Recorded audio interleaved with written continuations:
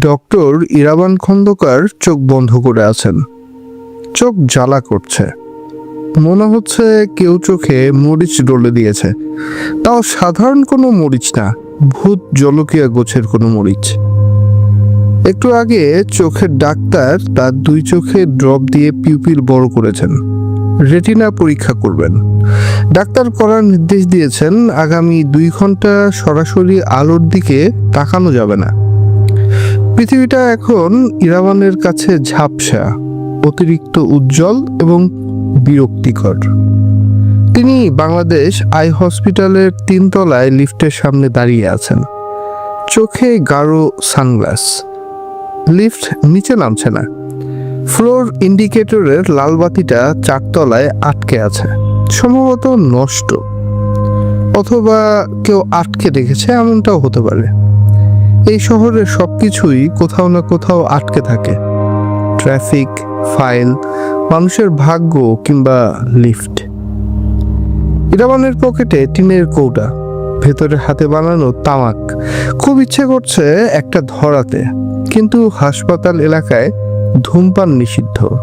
বিরক্তিটা মনে হচ্ছে গলার কাছে দলা পাকিয়ে যাচ্ছে বারবার। তার পাশে আরো 4 জন দাঁড়িয়ে আছেন, 3 জন পুরুষ, 1 জন নারী। নারীটি চুপচাপ, কিন্তু পুরুষ 3 জন বেশ উচ্চ স্বরে কথা বলছেন। ইরাবান চাইলেও কান বন্ধ করতে পারছেন না। তার ঘ্রাণ শক্তি আর শ্রবণ শক্তি দুটোই অদ্ভুত রকম তীক্ষ্ণ। গত 25 বছর প্রায় না ঘুমানোর ফলে তার স্নায়ুগুলো সবসময় টান টান থাকে, গিটারের তারের মতো। ছিঁড়ে যাওয়ার আগ মুহূর্তে গিটার যেমন থাকে আর কি। মাঝখানের সন্ধ্যার মতো লোকটা কথা বলছে, পরনে চকচকে শার্ট, শরীরে দামি পারফিউম, কিন্তু সেই সুগন্ধি ছাপিয়ে ইরাবান লোকটার শরীর থেকে বের হওয়া কাঁচা ঘামের গন্ধ পাচ্ছেন। মিথ্যে কথার গন্ধ। মানুষ মিথ্যে বললে তার ঘামের গন্ধে একটা টক টক ভাব চলে আসে। লোকটা রাগে গদগদ হয়ে বলছে, জিমের মালিক কিন্তু কাজটা ঠিক করেনি। আজকে আসেনি কেন? আজকে আসলে তো ওরা দেখে নিতাম। কি সাহস আমারে বলে আমি নাকি ওই সময় জিমে আসতে পারুম না। কি কথা!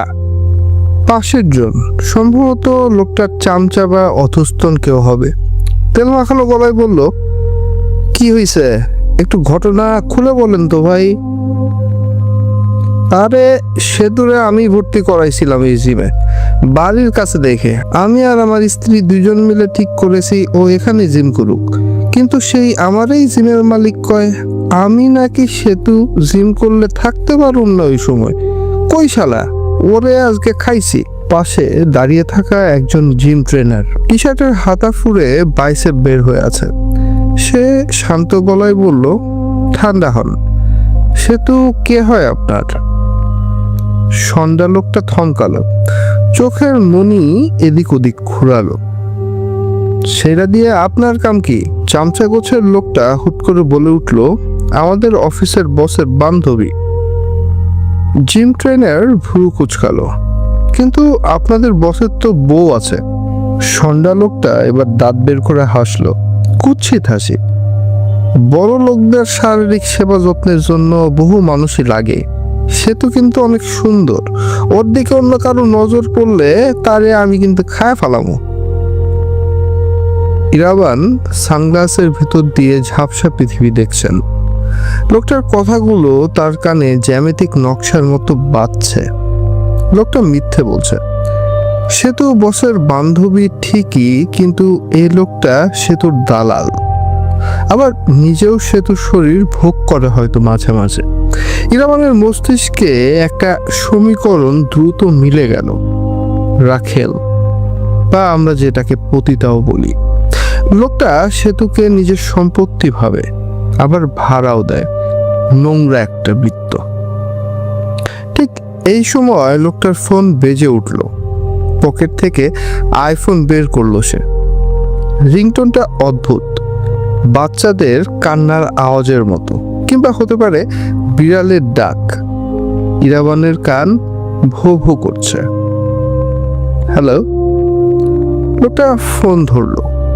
ওপাশ থেকে একটা মেয়ের গলা শোনা গেল, খুব স্পষ্ট। এত কোলাহলে ফোনের ওপাশের আওয়াজ শোনা যাওয়ার কথা না, কিন্তু ইরাবান শুনলেন যেন কেউ তার কানের কাছে ফিস ফিস করছে। এত টাকা কেন দরকার আপনার? মেয়েটি জিজ্ঞেস করলো। লোকটা চমকে গেল, এদিক ওদিক তাকালো। তার কপালে বিন্দু বিন্দু ঘাম। সে দ্রুত বলল, পরে কথা হবে, পরে কথা হবে। খট করে লাইনটা কেটে দিল সে। ইরাবান দেয়ালের দিকে তাকিয়ে আছেন। তার মাথায় সুন্দর শব্দটা ঘুরপাক খাচ্ছে। লোকটা বলেছে মেয়েটা সুন্দর। সৌন্দর্য কি? মানুষের চামড়ার বিন্যাস, হাড়ের গঠন, নাকি জ্যামিতিক অনুপাত? গোল্ডেন রেশিও 1.618, নাকি যে যত বেশি সত্য সে তত সুন্দর? পৃথিবীর সবচেয়ে ধ্রুব সত্য হলো মৃত্যু। তাহলে মৃত্যুর চেয়ে সুন্দর আর কি হতে পারে? টিং শব্দ করে লিফটের দরজা খুললো। ভেতরটা ফাঁকা, স্টিলের দেয়ালগুলো চকচক করছে। বাকিরা হুড়মুড় করে লিফটে উঠল। সন্ধ্যা লোকটা, তার চামচা, জিম ট্রেনার সবাই। ইরাবান নড়লেন না, তিনি স্থির হয়ে দাঁড়িয়ে রইলেন। জিম ট্রেনার লিফটের ভেতর থেকে ডাকলো, ভাই ভাই, যাবেন না আপনি? স্পেস আছে তো? ইরাবান ধীর পায়ে সামনে এগোলেন। কালো চশমাটা নাক থেকে একটু নামালেন। তার ঘোলাটে চোখের দৃষ্টি সরাসরি সন্ধ্যা লোকটার উপর পড়ল। না, ইরাবান নিচু খসখসে গলায় বললেন, ওভারলোড হয়ে যাবে। আরে কিসের ওভারলোড? আমরা তো মোটে ছাড়ছুন। লোকটা বিরক্ত হয়ে বলল। ইরাবান লিফটের মেঝের দিকে আঙ্গুল তুললেন। তারপর খুব শান্ত গলায় বললেন, আপনার কাঁধে ওটা কি? লোকটা চমকে নিজের কাঁধের দিকে তাকালো। কেউ নেই। এই মিয়া, ফাইজলামি করেন? ইরাবান হাসলেন না। তার দৃষ্টি লোকটার কাঁধের একটু ওপরে, শূন্যে স্থির হয়ে আছে, যেন তিনি সেখানে স্পষ্ট কাউকে দেখতে পাচ্ছেন। মেয়েটা, সেতু না ওর নাম? ওর গলায় ওটা কি? ফোনের তার নাকি দড়ি? লিফটের ভেতরের বাতাস মুহূর্তের জন্য জমে গেল। সন্ধ্যা লোকটার মুখ ছায়ের মতো সাদা হয়ে গেল। তার হাত থেকে দামি আইফোনটা খসে পড়ল মেঝেতে, কিন্তু কোনো শব্দ হলো না। ফোনটা মাটিতে পড়ার আগেই মিলিয়ে গেল, যেন ওটা কোনো কঠিন পদার্থ ছিল না, ছিল ধোয়া। ইরাবান আবার চশমা ঠিক করলেন। আপনারা যান, আমি মৃত মানুষের সাথে লিফটে চড়ি না, আমার অ্যালার্জি আছে। লিফটের দরজা বন্ধ হয়ে যাচ্ছে। বন্ধ হওয়ার ঠিক আগ মুহূর্তে ইরাবান দেখলেন সন্ধ্যা লোকটা নিজের গলার কাছে হাত দিয়ে খামচাচ্ছে, যেন অদৃশ্য কোনো ফাঁস তার গলা চেপে ধরেছে। আর লিফটের আয়নায় লোকটার কোনো ছায়া নেই। আয়নায় শুধু তিনজন মানুষ। সন্ধ্যা লোকটা সেখানে নেই। লিফটটি নিচে নেমে গেল। ইরাবান পকেট থেকে গোলমরিচ দেওয়া কফির ফ্লাস্ক বের করলেন। এক চুমুক দিয়ে বিড়বিড় করে বললেন, ডিজাইন ফ্ল। আবারও একটা গ্লিচ। হাসপাতালের করিডোর হঠাৎ একদম নিস্তব্ধ হয়ে গেল, যেন এই ফ্লোরে ইরাবান ছাড়া আর কোনো মানুষ কখনো ছিল না। হাসপাতালের করিডোরটা এখন একেবারে শুনশান। একটু আগে যেখানে মানুষের কোলাহল ছিল, সেখানে এখন শুধু এসির একটানা যান্ত্রিক গুঞ্জন। শব্দটা মস্তিষ্কের ভেতর গিয়ে হাতুড়ি পেটায়। ইরাবান কান থেকে মনটা সরিয়ে নেওয়ার চেষ্টা করছেন। তিনি লিফটের দিকে আর তাকালেন না। লিফটের দরজার উপর ডিজিটাল স্ক্রিনে লাল রঙের সংখ্যাটা দপদপ করছে। জি, মানে গ্রাউন্ড ফ্লোর। লিফট নিচে পৌঁছে গেছে। ইরাবান পকেট থেকে রুমাল বের করে কপালের ঘাম মুছলেন। এসি চলছে, তবুও তার গরম লাগছে। এটা আবহাওয়ার গরম না, এটা স্নায়ুর চাপ। তিনি জানেন নিচে কিছু একটা ঘটেছে, এমন কিছু যা সাধারণ যুক্তিতে হয়তো মেলে না। তিনি সিঁড়ির দিকে পা বাড়ালেন। হাসপাতালের মূল অংশটা ঝকঝকে সাদা টাইলস আর কড়া আলোয় সাজানো, কিন্তু সিঁড়ি ঘরটা যেন অন্য ভুবন। ভারী ফায়ার ডোরটা ঠেলে ভেতরে ঢুকতেই নাকে ধাক্কা দিল একটা ভ্যাপসা গন্ধ। পুরনো সিমেন্ট, জমে থাকা ধুলো আর ইঁদুরের বিষ্ঠার গন্ধ। ওপরের ঝকঝকে পৃথিবীর সাথে এই জায়গার কোনো মিল নেই। সিঁড়ির রেলিংয়ে মরিচা। ইরাবান খুব সাবধানে পা ফেলছেন। তার চোখের মনি এখনো প্রসারিত। সিঁড়ির ধাপগুলো তার কাছে এক একটা পাহাড়ের মতো উঁচু মনে হচ্ছে। তিনি ধাপ গুনতে শুরু করলেন। 1, 2, 3। মানুষ যখন ভয় পায় বা বিভ্রান্ত হয় তখন সে পরিচিত লজিকে ফিরতে চায়। ইরাবানের লজিক হলো সংখ্যা। 3 তলা থেকে দোতলা, 22টা ধাপ। দোতলা থেকে নিচতলা, আরো 22টা ধাপ, মোট 44। একটা নিখুঁত জোর সংখ্যা। কিন্তু ইরাবানের মনে হলো তিনি নামছেন তো নামছেনই, সেটা যেন অনন্তকাল ধরে নিচে নেমে গেছে। মাঝখানের ল্যান্ডিংয়ে একটা ভাঙা জানালা আছে। সেখান দিয়ে এক চিলতে রোদ এসে পড়েছে মেঝেতে। ধূলিকণাগুলি সেই আলোতে ভাসছে। ইরাবান থমকে দাঁড়ালেন। ধূলিকণাগুলো ভাসছে না, ওগুলো স্থির।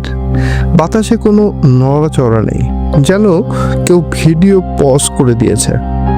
ইরাবান নিজের শ্বাস বন্ধ করে ফেললেন।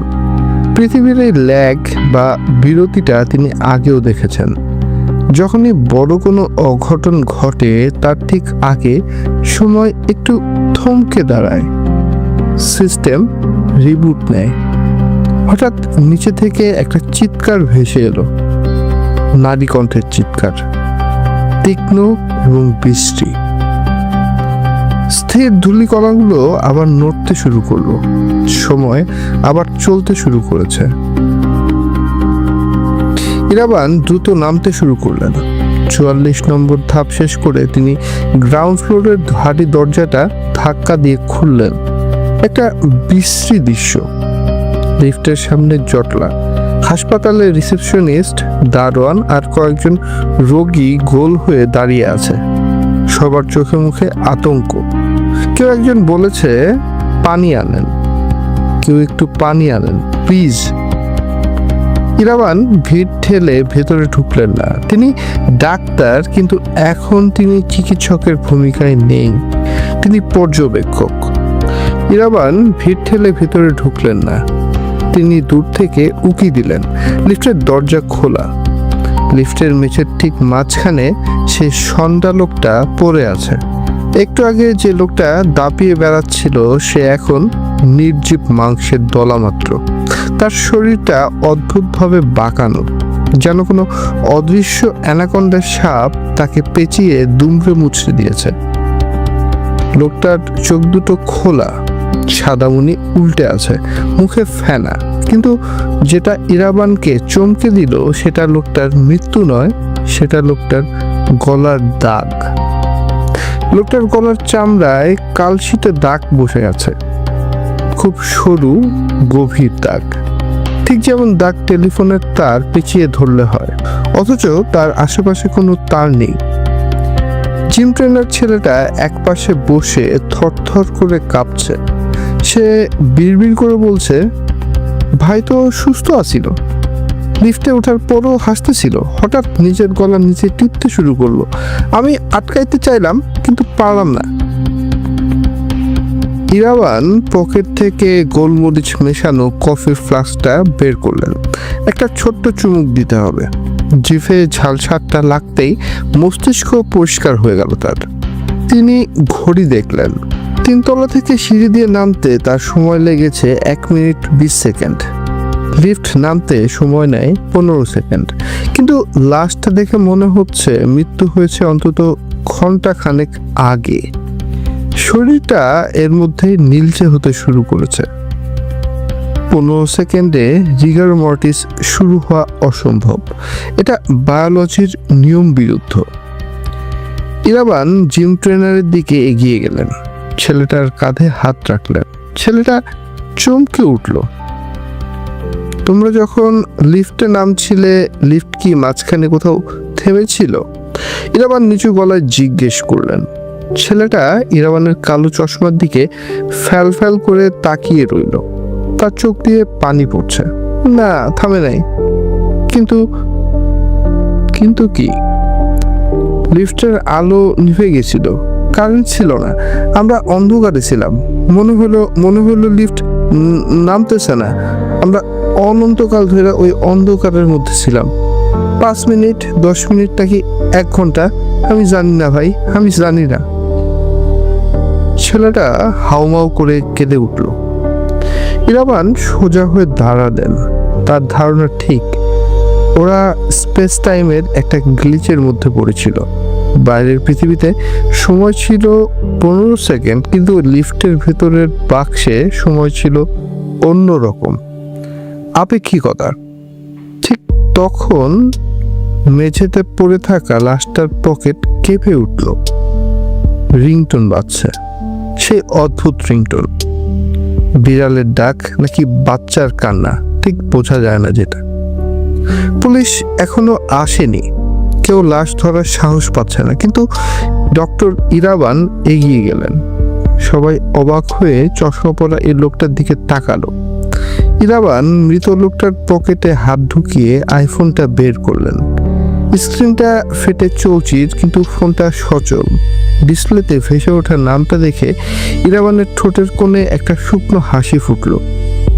কল করেছে সেতু। ইরাবান ফোনটা রিসিভ করলেন, কানে ধরলেন। ওপাশ থেকে সে একই নারী কণ্ঠ, কিন্তু এবার আর ফিসফিসানি নয়, এবার গলার স্বরটা যান্ত্রিক, অনেকটা রেকর্ড করা ভয়েসের মতো। স্যার, আপনি কি এখন নিচে নেমেছেন? ইরাবান শান্ত গলায় বললেন, হ্যাঁ। তুমি কে? আমি রিসেপশন থেকে বলছি স্যার, জিমের মেম্বারশিপ রিনিউ করার জন্য ফোন দিয়েছিলাম। সেতু ম্যাডাম তো গত সপ্তাহে মারা গেছেন। ওনার মেম্বারশিপটা কি আপনি কন্টিনিউ করবেন নাকি ক্যান্সেল করে দেব? ইরাবানের পিঠ বেয়ে একটা ঠান্ডা স্রোত নিচে নেমে গেল। ওপাশের মেয়েটা রিসেপশনিস্ট, সাধারণ একটা কল, কিন্তু টাইমিংটা অসাধারণ। আবার নাম লেখা উঠছে সেতু, অর্থাৎ এই সেতু ওই সেতু এক নয়, কিন্তু নাম এক। ইরাবান ফোনের লাইনটা কাটলেন না, তিনি লাশের দিকে তাকালেন। তারপর ফোনের ওপাশে বললেন, ক্যান্সেল করে দিন, এই অ্যাকাউন্টের মালিক এক্সপায়ার্ড।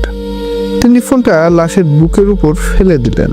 হাসপাতালের কাচের দরজার ওপাশে তখন একটা অ্যাম্বুলেন্স এসে দাঁড়িয়েছে। লাল নীল আলোয় ইরাবানের কালো চশমাটা একবার জ্বলে উঠল, একবার নিভে গেল। তিনি জানেন খেলা কেবল শুরু হলো। এই শহরের কোডে কোথাও একটা মারাত্মক ভাইরাস ঢুকেছে। পুরান ঢাকার নারিন্দা, রাত 2টো। শহরটা এই সময় ঘুমায় না, ঝিমায়। ল্যাম্পপোস্টের হলুদ আলোগুলো কুয়াশায় মিশে একটা ঘোলাটে জগৎ তৈরি করেছে। একটা রিক্সা এঁকে বেঁকে সরু গলি দিয়ে ঢুকছে। রিক্সায় বসে আছেন ডক্টর ইরাবান খন্দকার। জমিদার বাড়িটা বিশাল কিন্তু মৃত। পলেস্তারা খসে পড়া ইটের দেয়ালগুলো দেখলে মনে হয় কোনো এক প্রাগৈতিহাসিক প্রাণীর কঙ্কাল দাঁড়িয়ে আছে। এর ছাদের উপরের চিলেকোঠাটাই ইরাবানের দুর্গ, থাকার জায়গা। ইরাবান ঘরে ঢুকলেন। ঘরটা অদ্ভুত, কোনো আসবাবপত্র নেই বললেই চলে। মেঝের এক পাশে একটা তোষক পাতা, বাকি পুরো ঘর জুড়ে ছড়ানো বই, পুরনো খবরের কাগজ, আর দেয়ালে সাঁটানো অজস্র মানচিত্র। মানচিত্রগুলোর ওপর লাল কালির মার্কার দিয়ে আঁকাবুকি করা। ঘরের কোনায় একটা বিশাল খাঁচা, দরজা খোলা। সেখান থেকে ডজনখানেক পায়রা ডানা ঝাপটে ইরাবানের দিকে এগিয়ে এলো। ইরাবানের মুখে কোনো ভাবান্তর হলো না। তিনি পকেট থেকে গম বের করে মেঝেতে ছিটিয়ে দিলেন। খা, তোদের খিদে পেতে লজিক কাজ করবে না। ইরাবান শার্ট খুলে একটা আরামদায়ক ফতুয়া পরে নিলেন। তারপর স্টোভ জ্বালালেন, পানি ফুটছে। মগ ভর্তি করে কালো কফি তৈরি করলেন তিনি। তারপর সেখানে 1 চিমটি গোলমরিচের গুঁড়ো দিলেন। ঝাঝালো বাষ্পটা নাকে ঢুকতেই তার মস্তিষ্কের প্রতিটি নিউরন যেন সজাগ হয়ে উঠল। তিনি তোষকের উপর সাধারণত বসেন না, মেঝেতে পা ছড়িয়ে বসতে পছন্দ করেন। সামনে নিলেন একটি সাদা কাগজ। ইরাবান চোখ বন্ধ করলেন। এখন তিনি মেমোরি রিকনস্ট্রাকশন করবেন। হাসপাতাল থেকে এই পর্যন্ত যা যা ঘটেছে সবকিছু তিনি রিওয়াইন্ড করে দেখবেন। তার মস্তিষ্কে কোনো কিছুই ডিলিট হয় না, শুধু ফোল্ডারে জমা থাকে।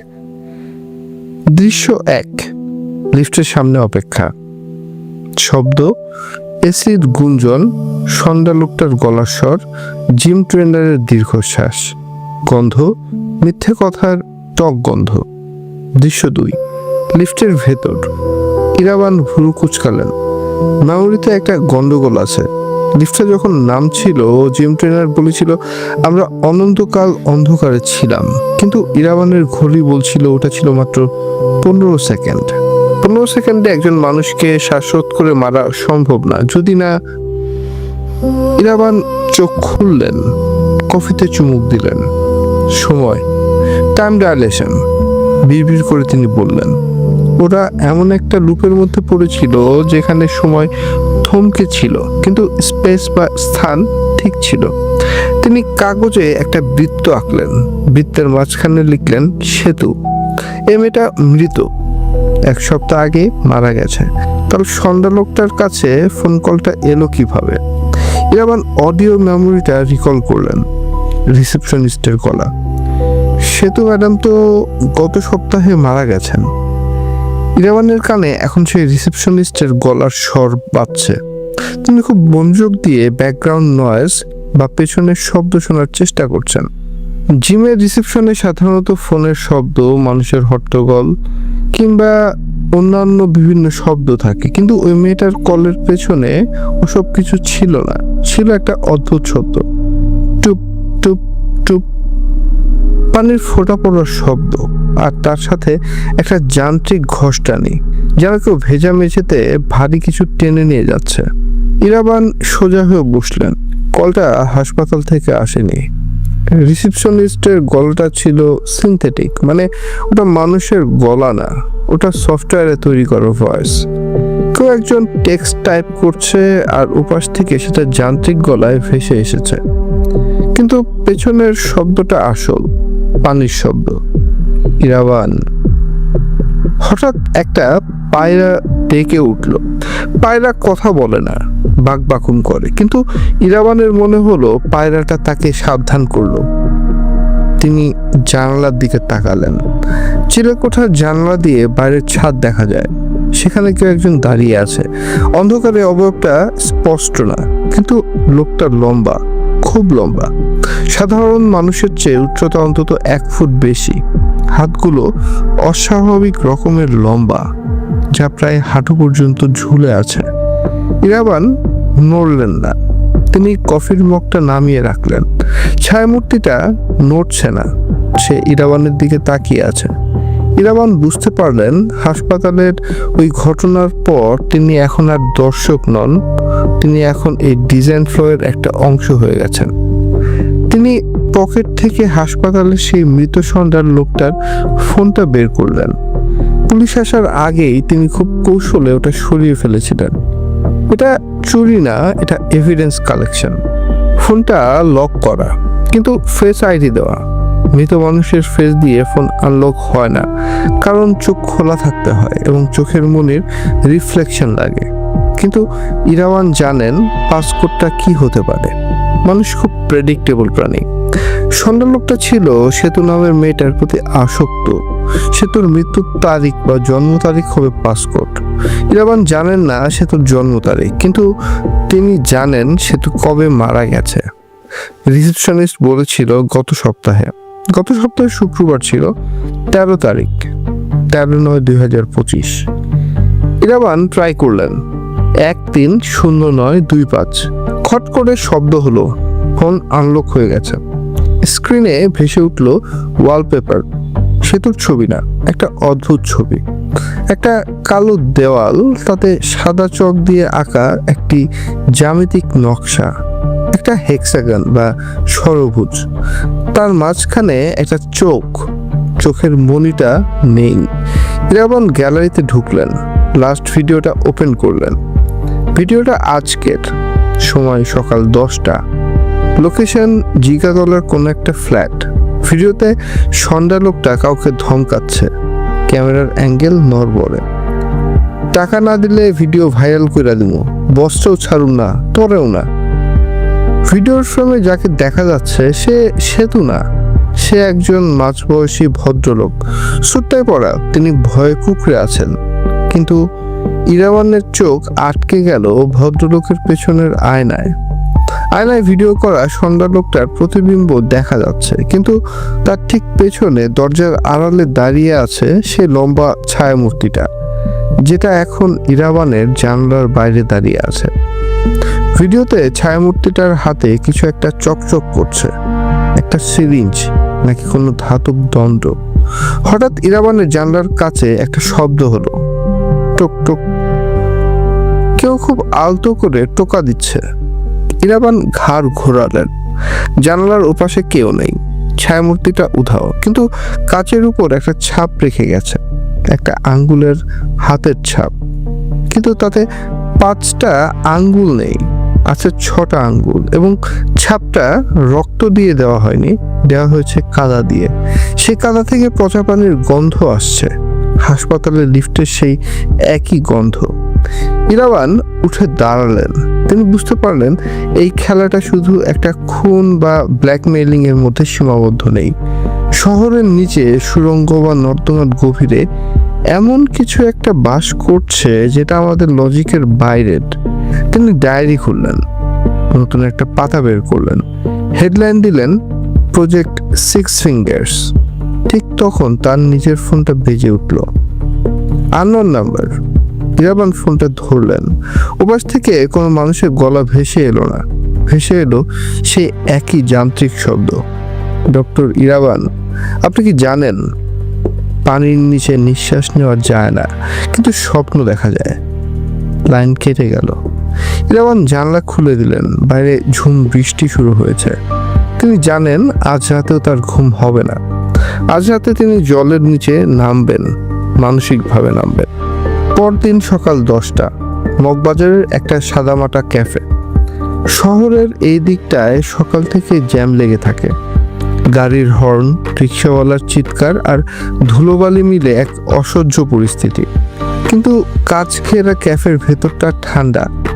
ডক্টর ইরাবান খন্দকার জানলার পাশে বসে আছেন, তার সামনে 1 কাপ ব্ল্যাক কফি, ধোঁয়া উঠছে। তিনি কফিতে চুমুক দিচ্ছেন না, তাকিয়ে আছেন রাস্তার ওপারে একটা ফার্মেসির দিকে। তার পরনে একটা ধূসর রঙের পাঞ্জাবি, হাতা গোটানো, চোখে সেই কালো চশমা। তার উল্টো দিকের চেয়ারে বসে আছেন শফিক আহমেদ। গতকাল রাতে মৃত সন্ধ্যা লোকটার ফোনের ভিডিওতে যাকে দেখা গিয়েছিল, ইনি সেই ভদ্রলোক। ভিডিওতে তাকে যতটা ভীত মনে হচ্ছিল, বাস্তবে তাকে তার চেয়েও বেশি বিধ্বস্ত লাগছে। কর্পোরেট অফিসের বড় কর্তা, কিন্তু এখন তাকে দেখে মনে হচ্ছে সদ্য জ্বর থেকে ওঠা কোনো রুগী। টায়ের নটটা আলগা, চোখের নিচে কালি। শফিক সাহেব কাপা হাতে পানির গ্লাসটা ধরলেন। আপনি আপনি পুলিশ নন? তিনি বিড়বিড় করে জিজ্ঞেস করলেন। ইরাবান কফিতে চুমুক দিলেন। তিতকুটে স্বাদ। না, আমি প্যাটার্ন খুঁজি, পুলিশ অপরাধী খোঁজে। দুটোর মধ্যে পার্থক্য আছে। আমার কাছে কি চান? সেতুর কথা, সত্যি কথা। শফিক আহমেদ মাথা নিচু করলেন। বিশেষ করুন, ওর মৃত্যুর সাথে আমার কোনো হাত নেই। আমি শুধু আপনি শুধু ওর একাকিত্বের সুযোগ নিয়েছিলেন, তাই তো? ইরাবান শান্ত গলায় বললেন, ওটা এখন থাক। আমাকে বলুন সেতু কেমন ছিল? আমি ওর বারডারা জানতে চাইছি না, আমি জানতে চাইছি মানুষ হিসেবে সে কেমন ছিল। ওর কোনো অদ্ভুত অভ্যাস কি ছিল, কোনো পাগলামি? শফিক কিছুক্ষণ চুপ করে রইলেন, তারপর একটা দীর্ঘশ্বাস ফেললেন। জানলার বাইরের কোলাহলের দিকে তাকিয়ে তিনি স্মৃতি হাতটাতে শুরু করলেন। সেতু খুব সেতু খুব সাধারণ মেয়ে ছিল, মানে এতই সাধারণ যে ভিড়ের মধ্যে আপনি ওকে আলাদা করতে পারবেন না। ওর বাড়ি ছিল বগুড়ার কাহালু থানায়। বাবার মৃত্যুর পর ঢাকায় এসেছিল চাকরির খোঁজে। প্রথমে একটা কল সেন্টারে কাজ করতো, পরে আমার অফিসের রিসেপশনিস্ট হিসেবে জয়েন করে। শফিক একটু থামলেন। সবাই ভাবতো সে তো খুব হাসি খুশি, কিন্তু ওর মধ্যে একটা অদ্ভুত ব্যাপার ছিল। ও মাঝে মধ্যে হাওয়ায় মিলিয়ে যেত। ইরাবান ভুরু কুচকালেন। হাওয়ায় মিলিয়ে যেত মানে ও অফিসের ডেস্কে বসে আছে, তাকিয়ে আছে কম্পিউটারের স্ক্রিনের দিকে। আমি হয়তো ওকে ডাকছি কিন্তু ও শুনছে না। ওর চোখ খোলা কিন্তু দৃষ্টিটা ব্ল্যাঙ্ক, যেন ও সেখানে নেই। শরীরটা আছে, মনটা অন্য কোথাও। 5-10 মিনিট পর হঠাৎ চমকে উঠে বলতো, স্যার কিছু বলছিলেন? ইরাবান পকেট থেকে নোটবুক বের করলেন না, কিন্তু মস্তিষ্কে নোট নিলেন।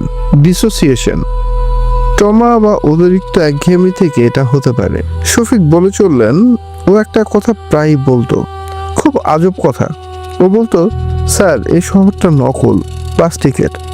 ও জ্যামে আটকা পড়লে বিরক্ত হতো না, জানলা দিয়ে আকাশ দেখতো আর বলতো, আকাশের নীল রংটা ঠিক মতো মেশানো হয়নি, কোড ভুল আছে।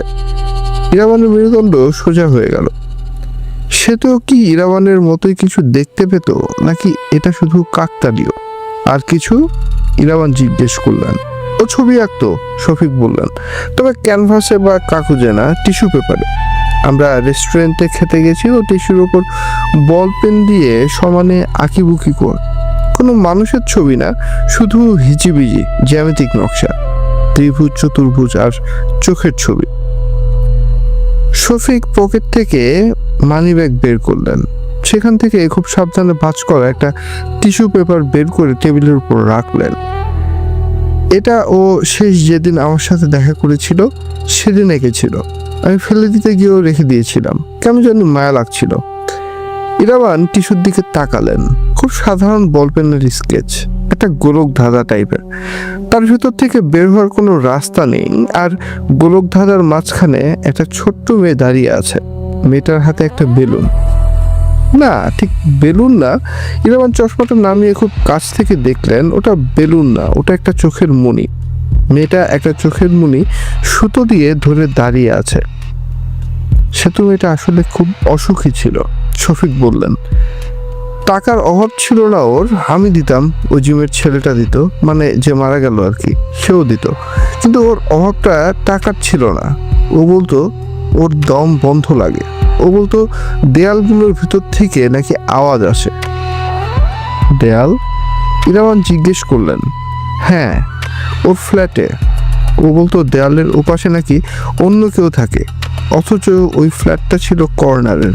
ওপাশে কোনো ফ্ল্যাট নেই, শুধু ফাঁকা জায়গা আর কনস্ট্রাকশনের কাজ চলা একটা বিল্ডিং। ইরাবান টিস্যু পেপারটা নিজের পকেটে ঢোকালেন। সে তো কিভাবে মারা গিয়েছিল? শফিক শিউরে উঠলেন। বাথটাবে। পুলিশ বলল সুইসাইড, হাতের শিরা কাটা ছিল। কিন্তু কি? আমি বডি দেখতে গিয়েছিলাম মর্গে। ওর মুখে কোনো যন্ত্রণার ছাপ ছিল না, ও হাসছিল। মরা মানুষ হাসে না, তাই না? কিন্তু ও হাসছিল, যেন ও খুব মজার কোনো জোক শুনেছে। আর শফিক ঢোক গিললেন। ওর হাতের আঙ্গুলগুলো কেমন যেন বাঁকানো ছিল, যেন ও পানিতে কিছু একটা আঁকড়ে ধরার চেষ্টা করছিল। ইরাবান উঠে দাঁড়ালেন, কফির দাম মিটিয়ে দিলেন। আপনি এখন বাড়ি যান শফিক সাহেব, আর ওই জিম বা সেতুর ফ্ল্যাটের আশেপাশে ভুলেও যাবেন না। আপনার বসকে বলবেন আপনার ভাইরাল ফিভার, কয়েকদিন অফিস করবেন না।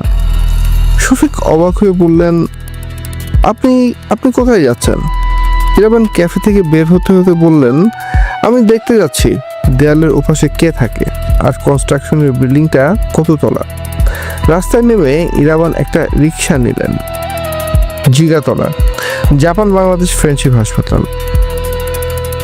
রিক্সা চলতে শুরু করলো। ইরাবানের মাথায় এখন আর কোনো জটিল অঙ্ক ঘুরছে না, তার মাথায় ঘুরছে মফস্বল থেকে আসা একটা সাধারণ মেয়ে সেতুর কথা।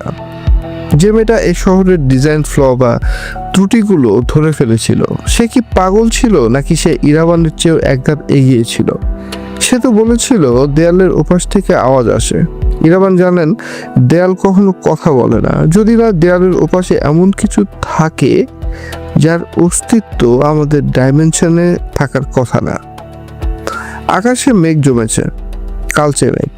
টিস্যু পেপারের স্কেচের মতোই একটা গোলক ধাঁধা তৈরি হচ্ছে আকাশে। ইরাবান আকাশের দিকে তাকিয়ে বিড়বিড় করে বললেন, রং মেশানোই আসলেই ভুল আছে, আজকের ধূসরটা বড্ড বেশি কৃত্রিম দেখাচ্ছে।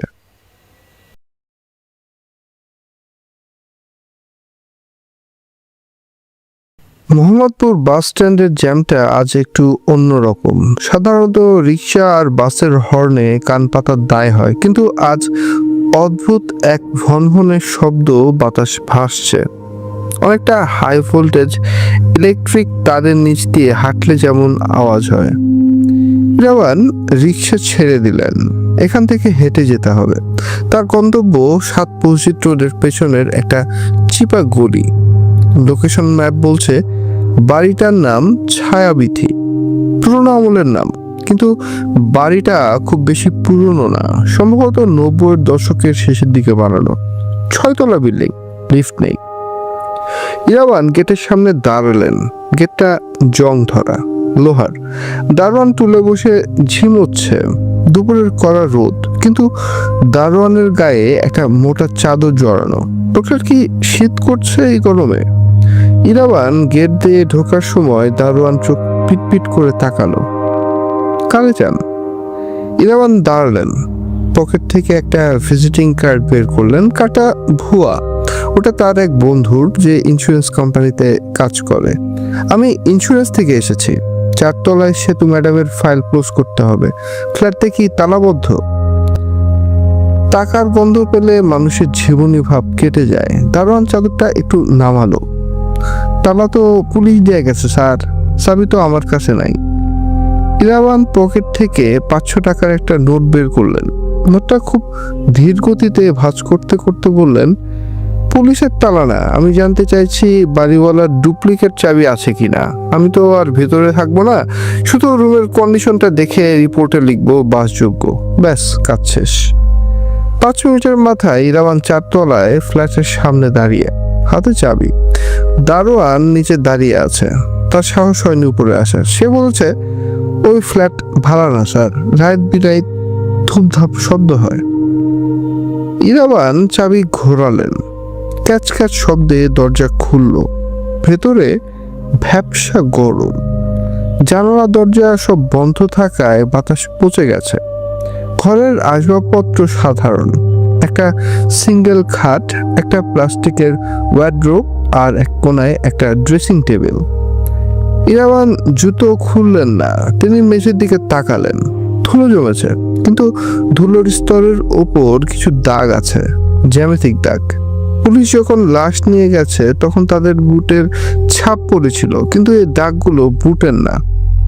মনে হচ্ছে কেউ হামাগুড়ি দিয়ে সারা ঘর ঘুরেছে। দাগগুলো এলোমেলো নয়, একটা নির্দিষ্ট প্যাটার্ন মেনে চলছে, সর্পিল আকার। ইরাবান দেয়ালের দিকে তাকালেন।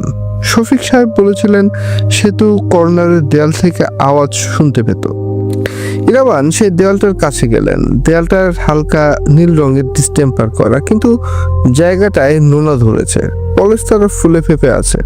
তিনি হাত দিয়ে দেয়ালটা স্পর্শ করলেন। ঠান্ডা, বরফের মতো ঠান্ডা। বাইরের তাপমাত্রা যেখানে 34 ডিগ্রি সেলসিয়াস, এই দেয়ালের তাপমাত্রা বড়জোর 10 বা 12 ডিগ্রি।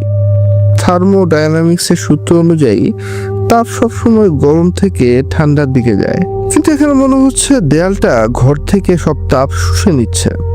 ইরাবান কান পাতলেন। শফিক মিথ্যে বলেনি, শব্দ হচ্ছে, খুব নিচু লয়ে একটা যান্ত্রিক শব্দ, খড়খড় খড়খড়, যেন দেয়ালের ওপাশে বিশাল কোনো ঘড়ি চলছে অথবা কোনো তাঁতকল। ইরাবান পকেট থেকে একটা মেজারমেন্ট টেপ বের করলেন। তিনি সবসময় এটা সাথে রাখেন। তিনি বিশ্বাস করেন মহাবিশ্বের সব রহস্যের সমাধান মাপে লুকিয়ে আছে।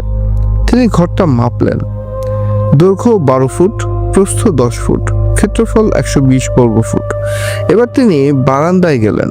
বারান্দা থেকে পাশের কনস্ট্রাকশন সাইটটা দেখা যায়। নির্মলাদের বিল্ডিংটা আসলেই অদ্ভুত। পিলারের রডগুলো মরচে পড়ে লাল হয়ে আছে। কোনো শ্রমিক নেই, কোনো কাজ চলছে না, শুধু কঙ্কালের মতো দাঁড়িয়ে আছে কাঠামোটা। ইরাবান বারান্দা থেকে বাইরের দেয়ালের দূরত্বটা মাপার চেষ্টা করলেন। তার ফ্ল্যাটের দেয়াল আর পাশের বিল্ডিং এর মাঝখানে অন্তত 5 ফুটের গ্যাপ বা ফাঁকা জায়গা আছে। তাহলে ইরাবান আবার ঘরে ঢুকলেন। তিনি ভেতরের দেয়ালের পুরুত্ব মাপার চেষ্টা করলেন। জানালার গ্রিল দিয়ে হাত গলিয়ে দিলেন। দেয়ালটা 5 ইঞ্চি বা 10 ইঞ্চি না। তার ফিতা বলছে জানালার বাইরের অংশ থেকে ভেতরের অংশের দূরত্ব প্রায় 3 ফুট। ইরাবান নিজের চোখকে বিশ্বাস করতে পারলেন না। তিনি আবার মাপলেন। হ্যাঁ, 3 ফুট। সাধারণত দেয়াল হয় 5 থেকে 10 ইঞ্চি। 3 ফুট চওড়া দেওয়াল পুরনো আমলের দুর্গ ছাড়া হয় না। আর যদি দেওয়ালটা 3 ফুট চওড়ায় হয় তাহলে ঘরের ভিতরের মাপ 12 ফুট হওয়ার কথা না, হওয়ার কথা 10 ফুট বা তার কম। তার মানে এই ঘরের জ্যামিতিতে গোলমাল আছে। স্পেস বা স্থান এখানে বেঁকে আছে। একে পদার্থবিজ্ঞানে বলে নন ইউক্লিডিয়ান জিওমেট্রি। ইরাবান বিড়বিড় করে বললেন, স্পেস ফোল্ডিং। তিনি পকেট থেকে একটা ছোট্ট ফোল্ডিং চাকু বের করলেন। নোনা ধরা দেওয়ালের পলিস্তারা তিনি চেঁচে ফেলতে শুরু করলেন। চুনসুটকি খসে পড়ছে, ধুলোয় নাক ভরে যাচ্ছে। ইরাবান থামলেন না। তিনি দেখতে চান এটার নিচে কি আছে। প্রায় আধা ইঞ্চি পলিস্টার সরানোর পর তিনি থমকে গেলেন। ভেতরে ইট নেই, লাল বা পোড়ামাটির কোনো ইট নেই। দেয়ালের ভেতরটা একটা অদ্ভুত ধূসর রঙের ধাতু দিয়ে তৈরি, মসৃণ চকচকে। এর গায়ে হাত রাখতে ইরাবানের আঙ্গুলে একটা হালকা বৈদ্যুতিক শক লাগলো। সেই ধাতব পাতের গায়ে কিছু খোদাই করা আছে। ভাষাটা অচেনা, হাইড্রোগ্রাফিক্সের মতো, কিন্তু আরো বেশি জটিল। তবে একটা নকশা ইরাবান চিনতে পারলেন, একটা হেক্সাগন, ঠিক যেমনটা সন্ধ্যা লোকটার ফোনের ওয়ালপেপারে ছিল। হঠাৎ ইরাবানের পেছনে একটা শব্দ হলো। কারো পায়ের শব্দ না, মনে হলো কেউ সাবধানে একটা শ্বাস ফেললো। ইরাবান বিদ্যুৎ গতিতে ঘুরলেন। হাতে চাকুটা ধরা, কেউ নেই, ঘর ফাঁকা। কিন্তু ড্রেসিং টেবিলের আয়নাটার দিকে তাকাতেই ইরাবানের মেরুদণ্ড দিয়ে একটা ঠান্ডা স্রোত নেমে গেল। আয়না ইরাবানের নিজের প্রতিবিম্ব দেখা যাচ্ছে, কিন্তু প্রতিবিম্বটা ইরাবানের সাথে নড়ছে না। ইরাবান ডান দিকে ঘাড় কাত করছেন, কিন্তু আয়নার ইরাবান সোজা তাকিয়ে আছে এবং আয়নার ইরাবানের চোখের নিচে কালি নেই। তার ঠোঁটে একটা বাঁকা হাসি। ডক্টর খন্দকার। আয়নার প্রতিবিম্বটা কথা বলে উঠল। ইরাবানের নিজের গলা, কিন্তু সুরটা ভিন্ন, অনেক বেশি ভারী। ইরাবান স্তব্ধ হয়ে দাঁড়িয়ে রইলেন। তিনি হ্যালুসিনেশন আর বাস্তবতার পার্থক্য বোঝেন। এটা হ্যালুসিনেশন হতে পারে না, কারণ তিনি ইনসমনিয়াক হলেও এখন তিনি সম্পূর্ণ সজাগ। তিনি নিজের পালসটা চেক করলেন। 72, স্বাভাবিক। তুমি কে? ইরাবান শান্ত গলা জিজ্ঞেস করলেন। আয়নার উপাসে ইরাবান হাসলো। আমি হচ্ছি তুমি, অথবা আমি হচ্ছি যা তুমি হতে পারতে যদি তুমি ওই রাতে ঘুমাতে। কোন রাতে? যে রাতে তোমার স্ত্রী মারা গিয়েছিল। ইরাবানের চোয়াল শক্ত হয়ে গেল, বুকের ভেতরটা মুচড়ে উঠল। এই স্মৃতিটা তিনি তালাবদ্ধ করে রেখেছিলেন, কেউ এটা জানার কথা না। আয়নার ছায়াটা বলতে লাগলো, তুমি প্যাটার্ন খুঁজছো ইরাবান, কিন্তু তুমি নিজেই একটা প্যাটার্নের ভেতরে আটকা পড়ে আছো। সেতু দেওয়ালটা ভাঙার চেষ্টা করেছিল, ও কোডটা দেখে ফেলেছিল, তাই ওকে ডিলিট করে দেওয়া হয়েছে। কার ডিলিট করেছে? স্থপতিরা, দ্য আর্কিটেক্টস, যারা এই শহরটা ডিজাইন করেছে ভুল জ্যামিতি দিয়ে। হঠাৎ পুরো বিল্ডিংটা কেঁপে উঠল। ভূমিকম্প মতো না, ঘরটা ছোট হয়ে আসছে। ইরাবান দেখলেন চারপাশের দেয়ালগুলো আসলেই নড়ছে, ছাদটার নিচে নেমে আসছে, যেন কোনো বিশাল পেষণ যন্ত্র। আয়নার কাছটা ঝনঝন করে ভেঙে পড়লো। ভাঙা টুকরোগুলো মেঝেতে ছড়িয়ে পড়লো, কিন্তু আশ্চর্যের বিষয়, ভাঙা টুকরোতেও সেই প্রতিবিম্বটা এখনো হাসছে। পালাও ইরাবান, সিস্টেম তোমাকে ডিবাগ করতে আসছে। দরজার দিকে দৌড় দিলেন ইরাবান, কিন্তু দরজাটা আর সেখানে নেই। সেখানে দরজা ছিল না, সেখানে একটা নিরেট দেয়াল। আর জানালাটা উধাও হয়ে গেছে। চারিদিক শুধু সেই ধূসর রঙের অদ্ভুত ধাতু। ঘরটা এখন একটা নিষ্ক্রিয় বক্স, এবং বক্সটা সংকুচিত হচ্ছে। ইরাবানের শ্বাস বন্ধ হয়ে আসছে। তিনি জানেন প্যানিক অ্যাটাক হলে ব্রেন কাজ করা বন্ধ করে দেবে। তার লজিক দরকার। ঘরের দৈর্ঘ্য ছিল 12 ফুট, এখন সেটা কমে দাঁড়িয়েছে 8 ফুটে। ছাদ নেমে এসেছে 6 ফুটে। ইরাবান চোখ বন্ধ করলেন। এটা বাস্তব না, এটা সিমুলেশন অথবা হিপনোটিক সাজেশন। তিনি পকেট থেকে গোলমরিচ দেওয়া কফির ছোট্ট কৌটাটা বের করলেন। ঢাকনা খুলে পুরোটা মুখে ঢেলে দিলেন। কড়া ঝাঁজ, তিতকুটে স্বাদ আর গোলমরিচের আগুন একসাথে তার স্নায়ুতন্ত্রে আঘাত করলো। তীব্র ব্যথায় একমাত্র সত্য। Pain is real. ইরাবান চিৎকার করে উঠলেন, ওপেন। তিনি সজোরে লাথি মারলেন সেই ধাতব দেয়ালে, যেখানে একটু আগে দরজা ছিল। ধাতব দেয়ালটা ভেঙে গেল না, বরং পানির মতো গলে গেল। ইরাবান টান সামলাতে না পেরে হুমড়ি খেয়ে পড়লেন বাইরে। তিনি করিডোরে পড়ে আছেন। চারপাশটা শান্ত। দুপুরের রোদ এসে পড়েছে সিঁড়িতে। দরজাটা তার পেছনেই আছে, কাঠের দরজা, একদম স্বাভাবিক। ইরাবান হাঁপাচ্ছেন, তার শরীর ঘামে ভিজে একাকার, হাতে পায়ে কালশিটে দাগ। তিনি ঘাড় ঘুরিয়ে ফ্ল্যাটের দিকে তাকালেন। দরজাটা খোলা, ভেতরে সেই সাধারণ ঘর, খাট, ওয়ার্ড্রোব, ধুলো। দেয়ালগুলো ঠিক জায়গাতেই আছে, পলেস্তারা খসে পড়া সেই নীল দেয়াল। কোথাও কোনো ধাতব পাতের চিহ্ন নেই। সব কি তাহলে মনের ভুল? ইরাবান উঠে দাঁড়ালেন, হাত ঝাড়লেন। না, ভুল না। তার হাতের তালুতে এখনো সেই ধূসর ধাতব দেয়ালের চুন লেগে আছে, আর তার ডান হাতের কনুইয়ের কাছে শার্টটা ছিঁড়ে গেছে। সেখানে চামড়ার উপর একটা জ্যামিতিক নকশা খুব হালকাভাবে জ্বালাপোড়া করছে, একটা ছোট্ট হেক্সাগন। সিঁড়ি দিয়ে কেউ একজন উঠে আসছে। ইরাবান দ্রুত নিজেকে সামলে নিলেন, চশমাটা ঠিক করলেন। সিঁড়ি দিয়ে উঠে এলো একটা ছোট্ট মেয়ে, বয়স 7-8 বছর হবে। হাতে একটা প্লাস্টিকের পুতুলটার মাথা নেই। মেয়েটা ইরাবানের দিকে তাকিয়ে ফিক করে হাসলো। আঙ্কেল, তুমি কি সুড়ঙ্গটা খুঁজে পেয়েছো? মেয়েটা জিজ্ঞেস করলো। ইরাবান ভুরু কুচকালেন। কোন সুড়ঙ্গ? মেয়েটা আঙ্গুল দিয়ে সেতুর ফ্ল্যাটের দিকে ইশারা করলো, যেটা দিয়ে পায়রাগুলি আসে। সেতু আপু বলতো পায়রাগুলি আসলে ক্যামেরা। বলে মেয়েটা এক দৌড়ে 5 তলার দিকে চলে গেল। ইরাবান জানতেন পায়রা এই গল্পের একটা গুরুত্বপূর্ণ অংশ। তিনি নিজেও পায়রা পোষেন। তিনি দ্রুত নিচে নেমে এলেন। দারোয়ান এখনো ঝিমুচ্ছে। ইরাবান রাস্তায় নামলেন। তার মাথা এখন পরিষ্কার। সেতু কিছু একটা দেখেছিল, এমন কিছু যা সাধারণ মানুষের দেখার কথা না। আর সেটা দেখার পর থেকে স্থপতিরা বা আর্কিটেক্টরা তার পিছু নিয়েছিল।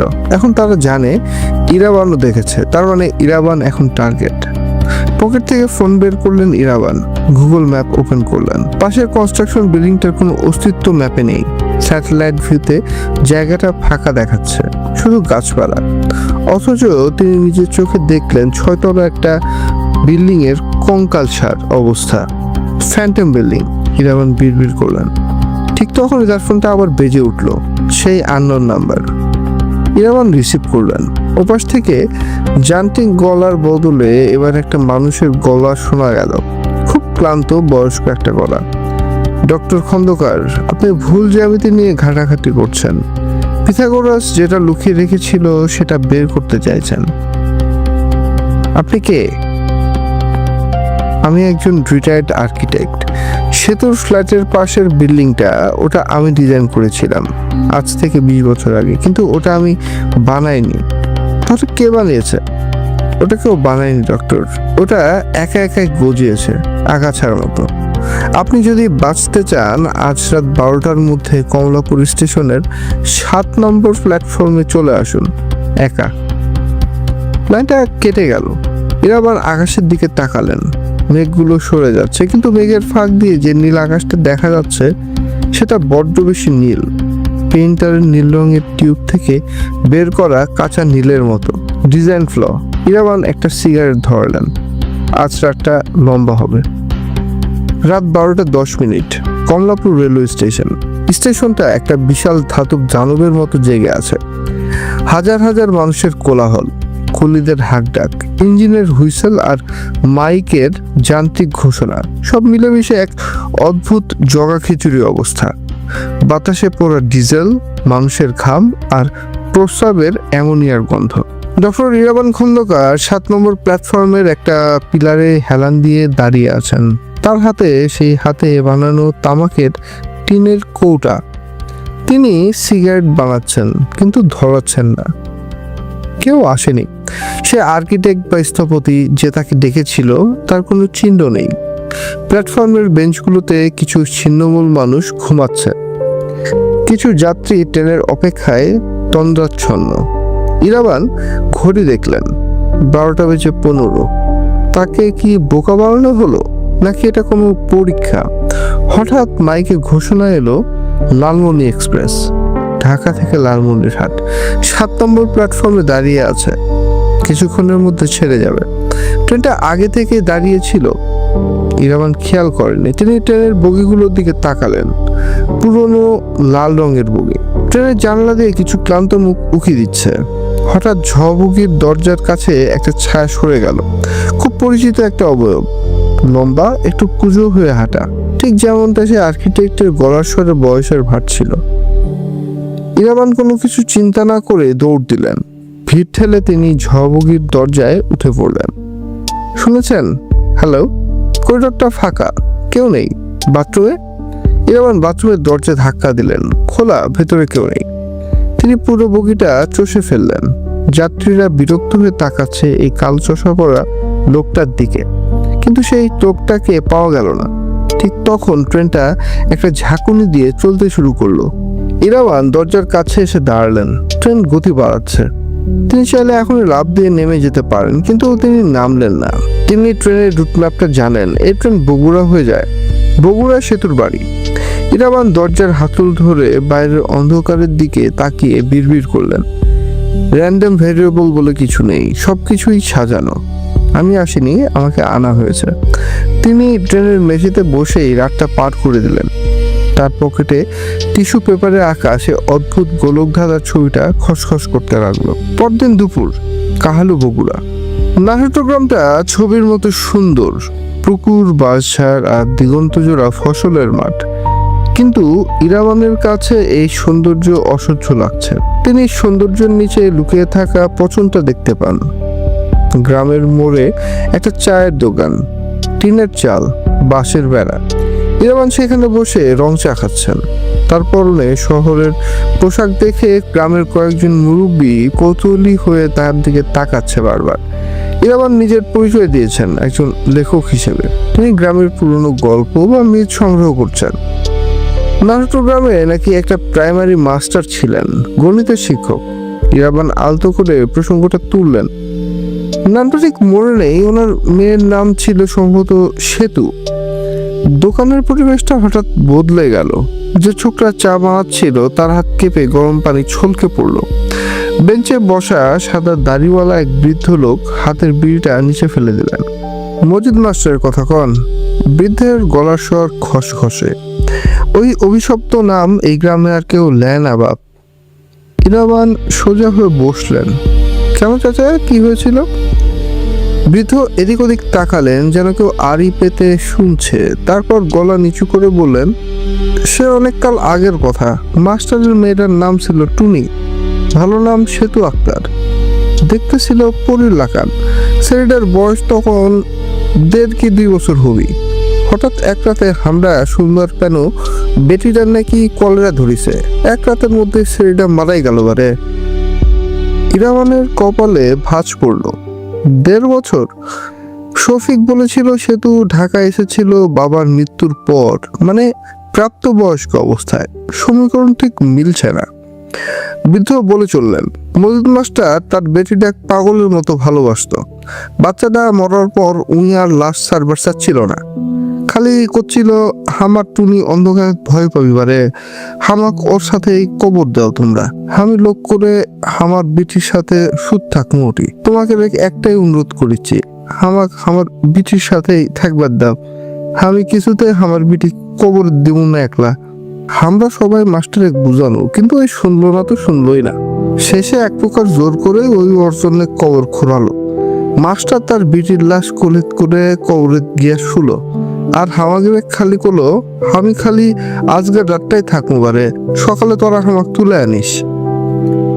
বৃদ্ধের চোখে মুখে একটা আদিম আতঙ্ক ফুটে উঠল। আল্লাহর কি কাম, সে রাতত আবার শুরু হসলো কাল বৈশাখী ঝড়। আকাশের যে কি ডাক, কি আর কমবারে। আমরা ভয়ে কেউ গোরস্থানের দিকে আর যাবার পানো না। সারা রাত গোরস্থানের দিক থেকে শেয়ালের ডাক আর মানুষের চিল্লারি শূন্য। মানুষের চিৎকার? এরা আবার প্রশ্ন করলেন। হ বাবা, মাস্টারের চিল্লানি, কিন্তু ঝড়ের আওয়াজে কাছে যাওয়ার সাহস পাইনি আমরা কেউ। পরের দিন ভোরে যখন ঝড় থামলো, আমরা সবাই গেছনু গোরস্থানে। বৃদ্ধ থামলেন, এক গ্লাস পানি খেলেন, তার হাত কাঁপছে। গিয়ে দেখলো কবরটা খোলা, মাটি সব লন্ড ভন্ড। কবরের ভিতর মজিদ মাস্টার লাশ পড়ে আছে, তার চোখ দুটা খোলা, আর বুকের ছাতিটা কেউ খুব লেখাছে পারে, হাড্ডি গুলা বের হয়ে আছে। সে এক ভয়ানক দৃশ্য বাপ। ইরাবান শান্ত গলায় জিজ্ঞেস করলেন, আর মেয়েটা টুনি? নাই, বৃদ্ধ ফিসফিস করে বললেন, কবরে আর কেউ ছিল না। আমরা ভাবনু শিয়াল টিয়াল হয়তো লিয়া গেছে, কিন্তু খবর এলো মাস্টারের বাড়ির থেকে। আমরা সবজি দৌড়ে গেলু মাস্টারের বাড়ি। গিয়ে কি দেখলেন?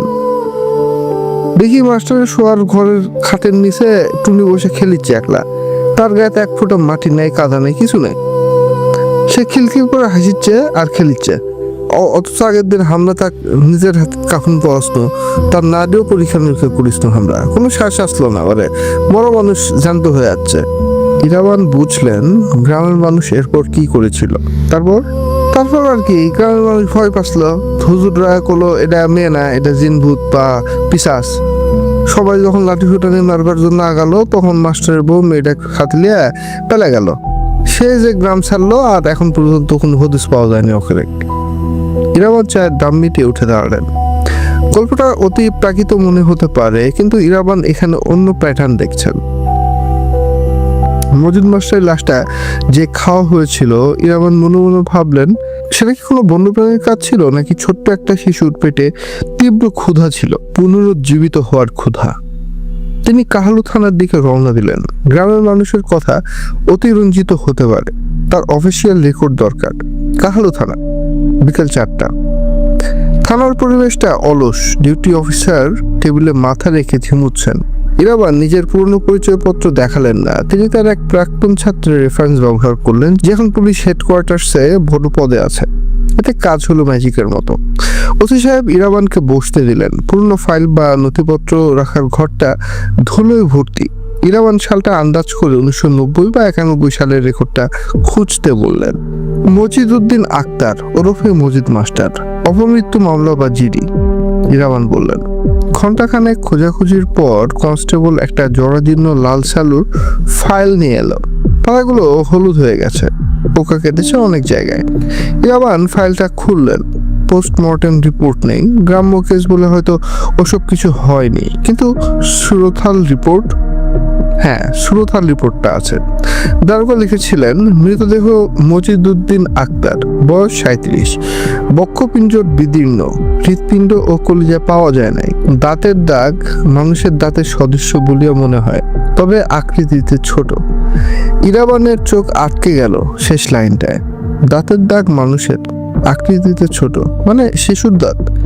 ইরাবান ফাইলের পরের পাতা উল্টালেন। সেখানে একটা জবানবন্দি আছে, মজিদ মাস্টারের স্ত্রীর জবানবন্দি। তিনি লিখেছিলেন, আমার স্বামী বলতেন টুনি নাকি সাধারণ মেয়ে না, ও নাকি স্বপ্নে জ্যামিতি আঁকে।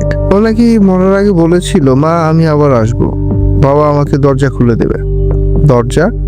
আবার সেই দরজার প্রসঙ্গ, জিগাতলার ফ্ল্যাটের সেই গায়েব হয়ে যাওয়ার দরজা আর কবরের দরজা। এমন ফাইলটা বন্ধ করলেন।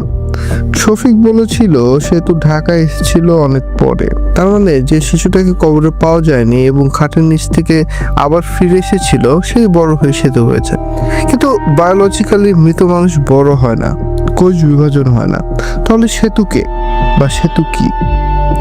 ইরাবান থানা থেকে বের হয়ে এলেন। সন্ধ্যা নামছে, বগুড়ার আকাশেও আজ মেঘ জমেছে। তার ফোন বেজে উঠল। শফিক সাহেব।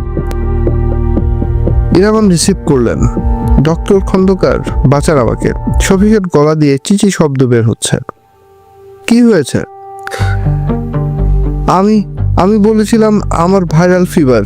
বস ছুটি দিয়েছিলেন, আমি বাসায় ছিলাম, কিন্তু একটু আগে দরজায় কলিং বেল বাজলো। আমি পিফল দিয়ে দেখলাম। কাকে দেখলেন? সেতু দাঁড়িয়ে আছে দরজার ওপাশে। ওর গায়ে জড়ানো কাফনের কাপড়, কিন্তু হাতে একটা টিফিন ক্যারিয়ার। ও বলছে, স্যার আমার খিদে পেয়েছে, বাবার কলিজাটা শেষ হয়ে গেছে, আপনারটা দেবেন। শফিক ডুকরে কেঁদে উঠলেন। ডক্টর ও দরজা ভাঙছে, ও দেয়ালের ভেতর দিয়ে আসার চেষ্টা করছে, শব্দ হচ্ছে, খড়খড় শব্দ হচ্ছে। ইরাবান শান্ত গলায় বললেন, শফিক সাহেব, আয়নার দিকে তাকাবেন না, আর ঘরের সব আলো নিভিয়ে দিন। আমি আসছি, তবে ঢাকা পৌঁছাতে আমার সময় লাগবে। ফোনটা কেটে গেল। ইরাবান বুঝলেন কাহালু থেকে ঢাকা অনেক দূর। তিনি শফিককে বাঁচাতে পারবেন না সম্ভবত।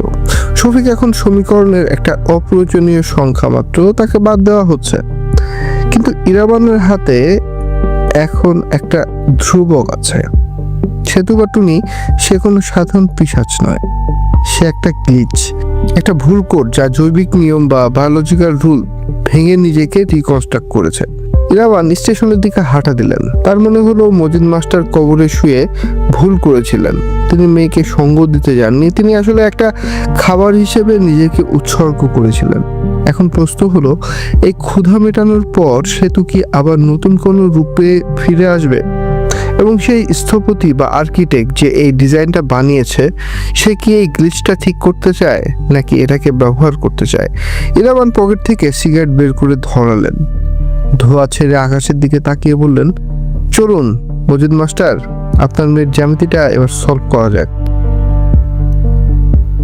ট্রেন চলছে বগুড়া থেকে ঢাকার পথে।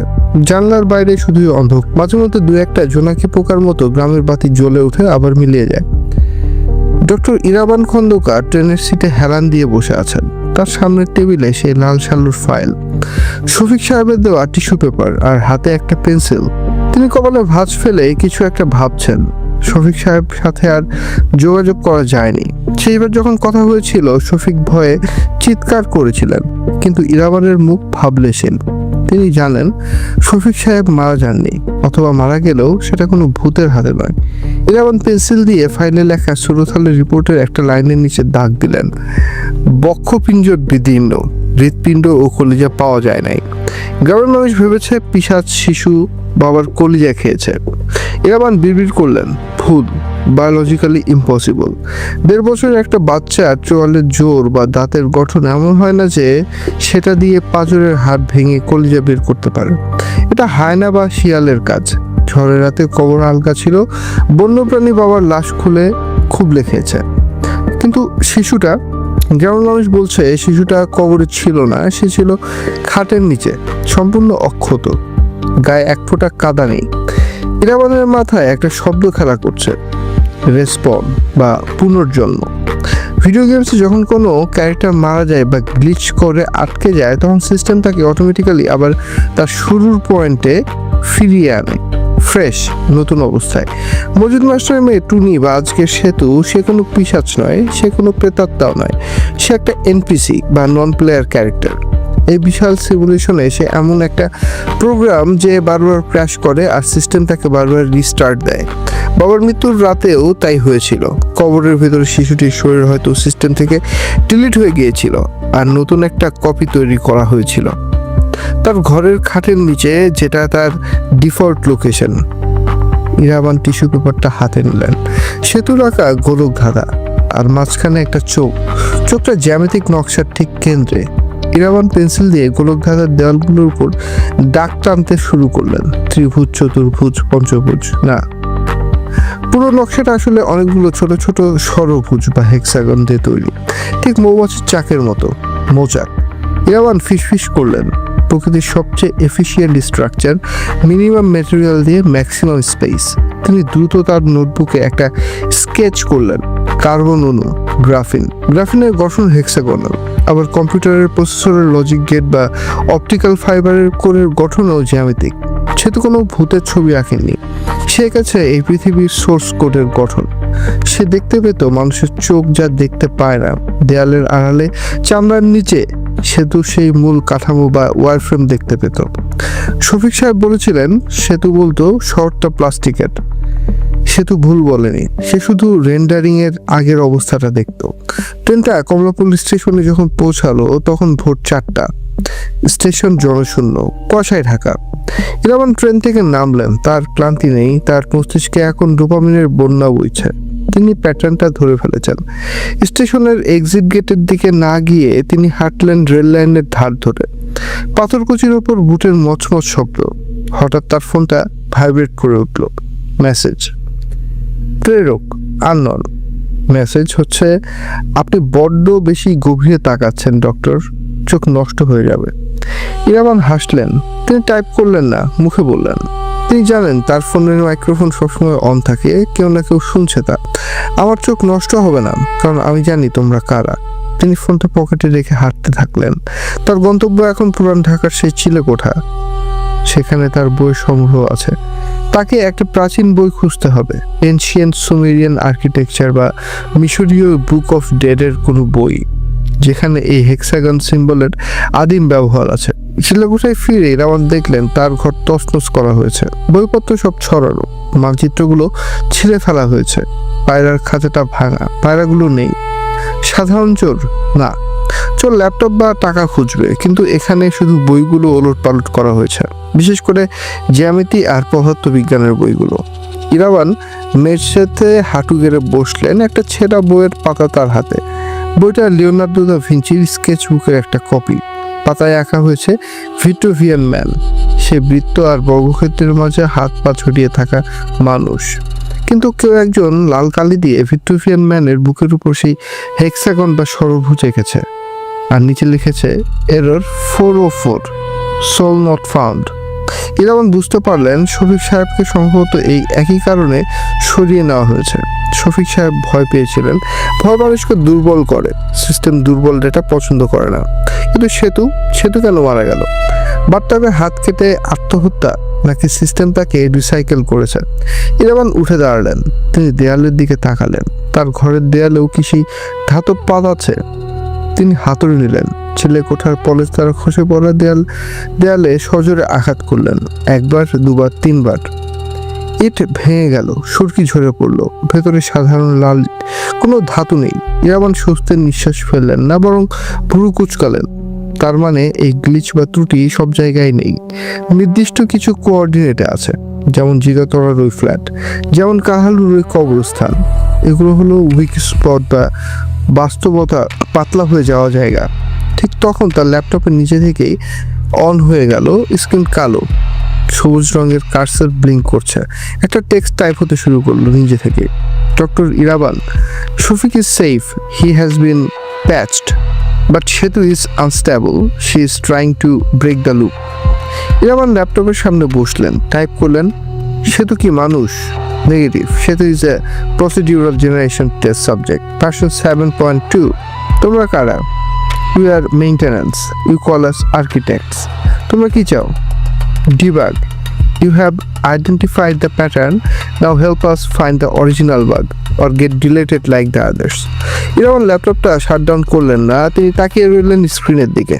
সেতু ভিলেন না, সেতু ভিকটিমও না, সেতু একটা পরীক্ষা, একটা এক্সপেরিমেন্ট যেটা নিয়ন্ত্রণের বাইরে চলে গেছে।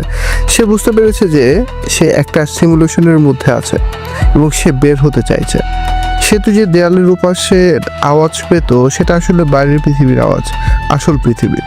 আর যারা তাকে আটকাতে চাইছে, সেই লম্বা ছায়ামূর্তি, সে অদৃশ্য ঘাতক, তারা হলো এই সিমুলেশনের অ্যান্টিভাইরাস বা সেন্টিনেল।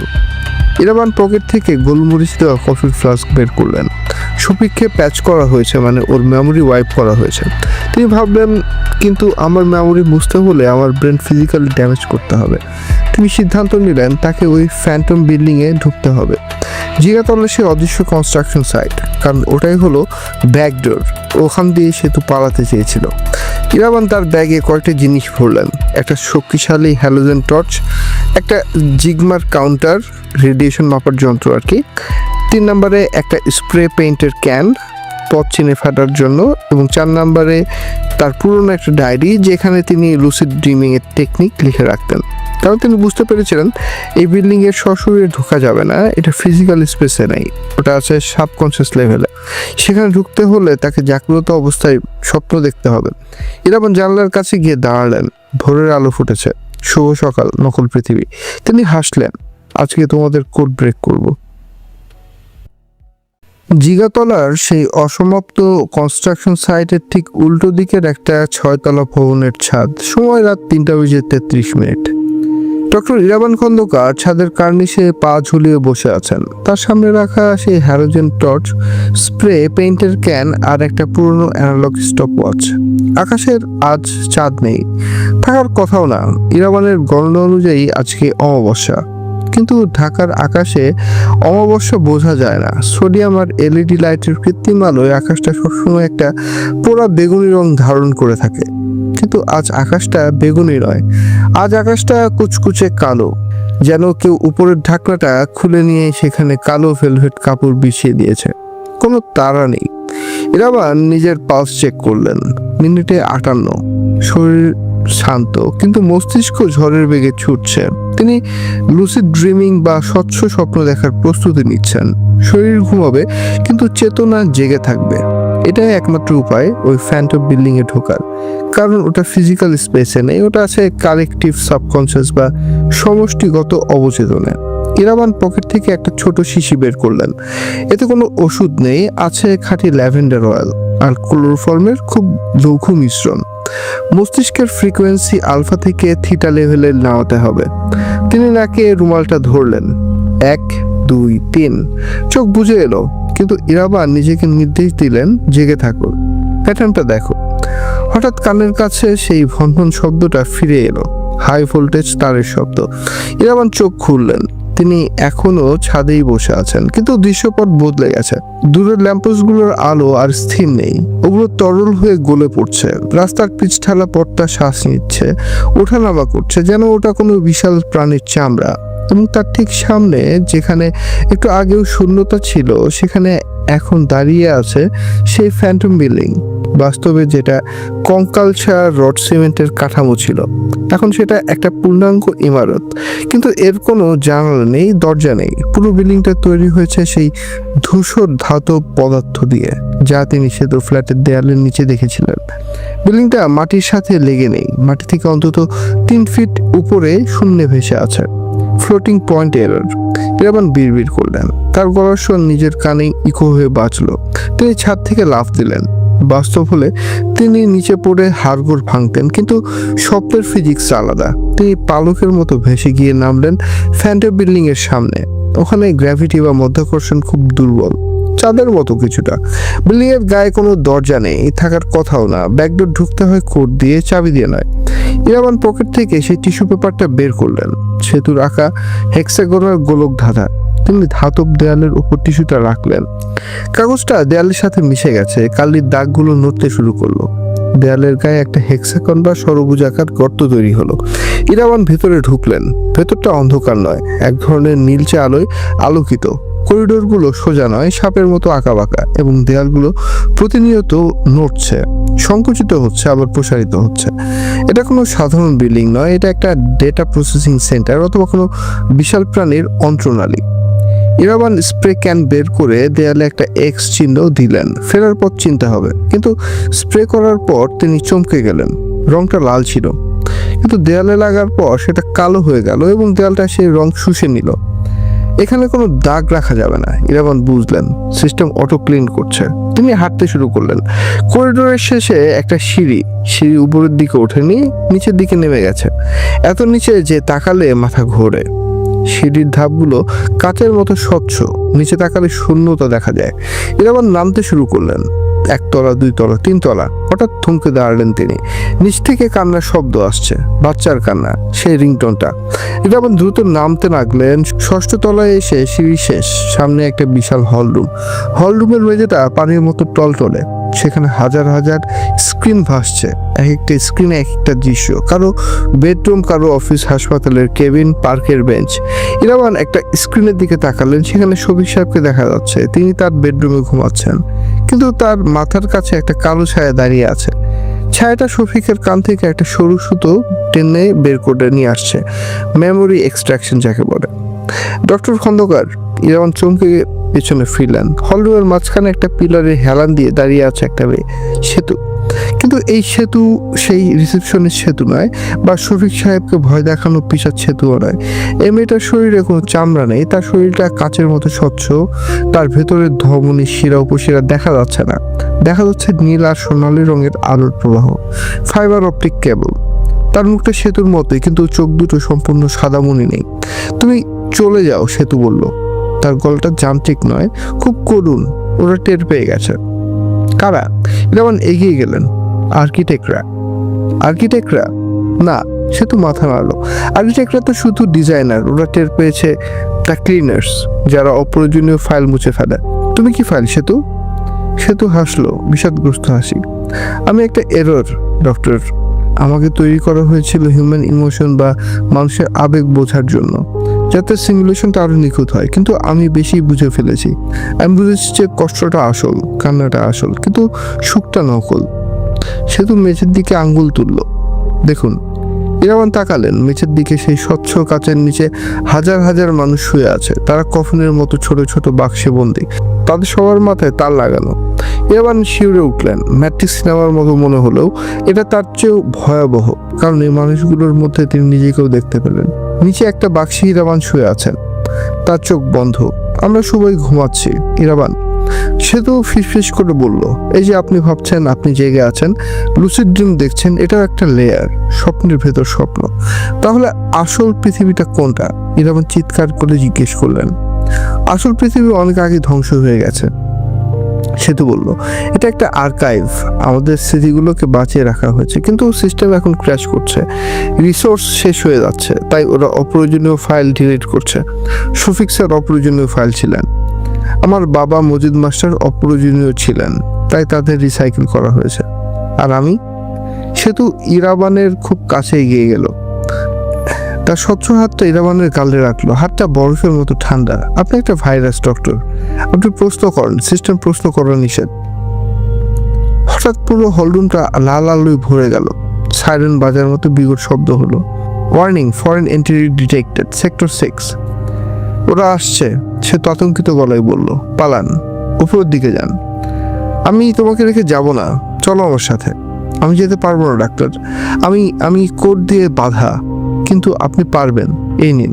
সে তো নিজের গলার ভিতর হাত ঢুকিয়ে দিল। কোনো রক্ত বের হলো না। সে বুকের ভিতর থেকে একটা ছোট্ট উজ্জ্বল নীল রঙের ঘনক বের করে আনলো। এটা কি? এটা আমার ব্যাকআপ, আমার মেমোরি। এটা নিয়ে যান। যদি কখনো আসল পৃথিবী খুঁজে পান, আমাকে সেখানে রিস্টোর করবেন। ইরাবান কিউবটা নিলেন। ওটা অসম্ভব ভারী। মনে হচ্ছে তিনি একটা নিউট্রন স্টার হাতে ধরে আছেন।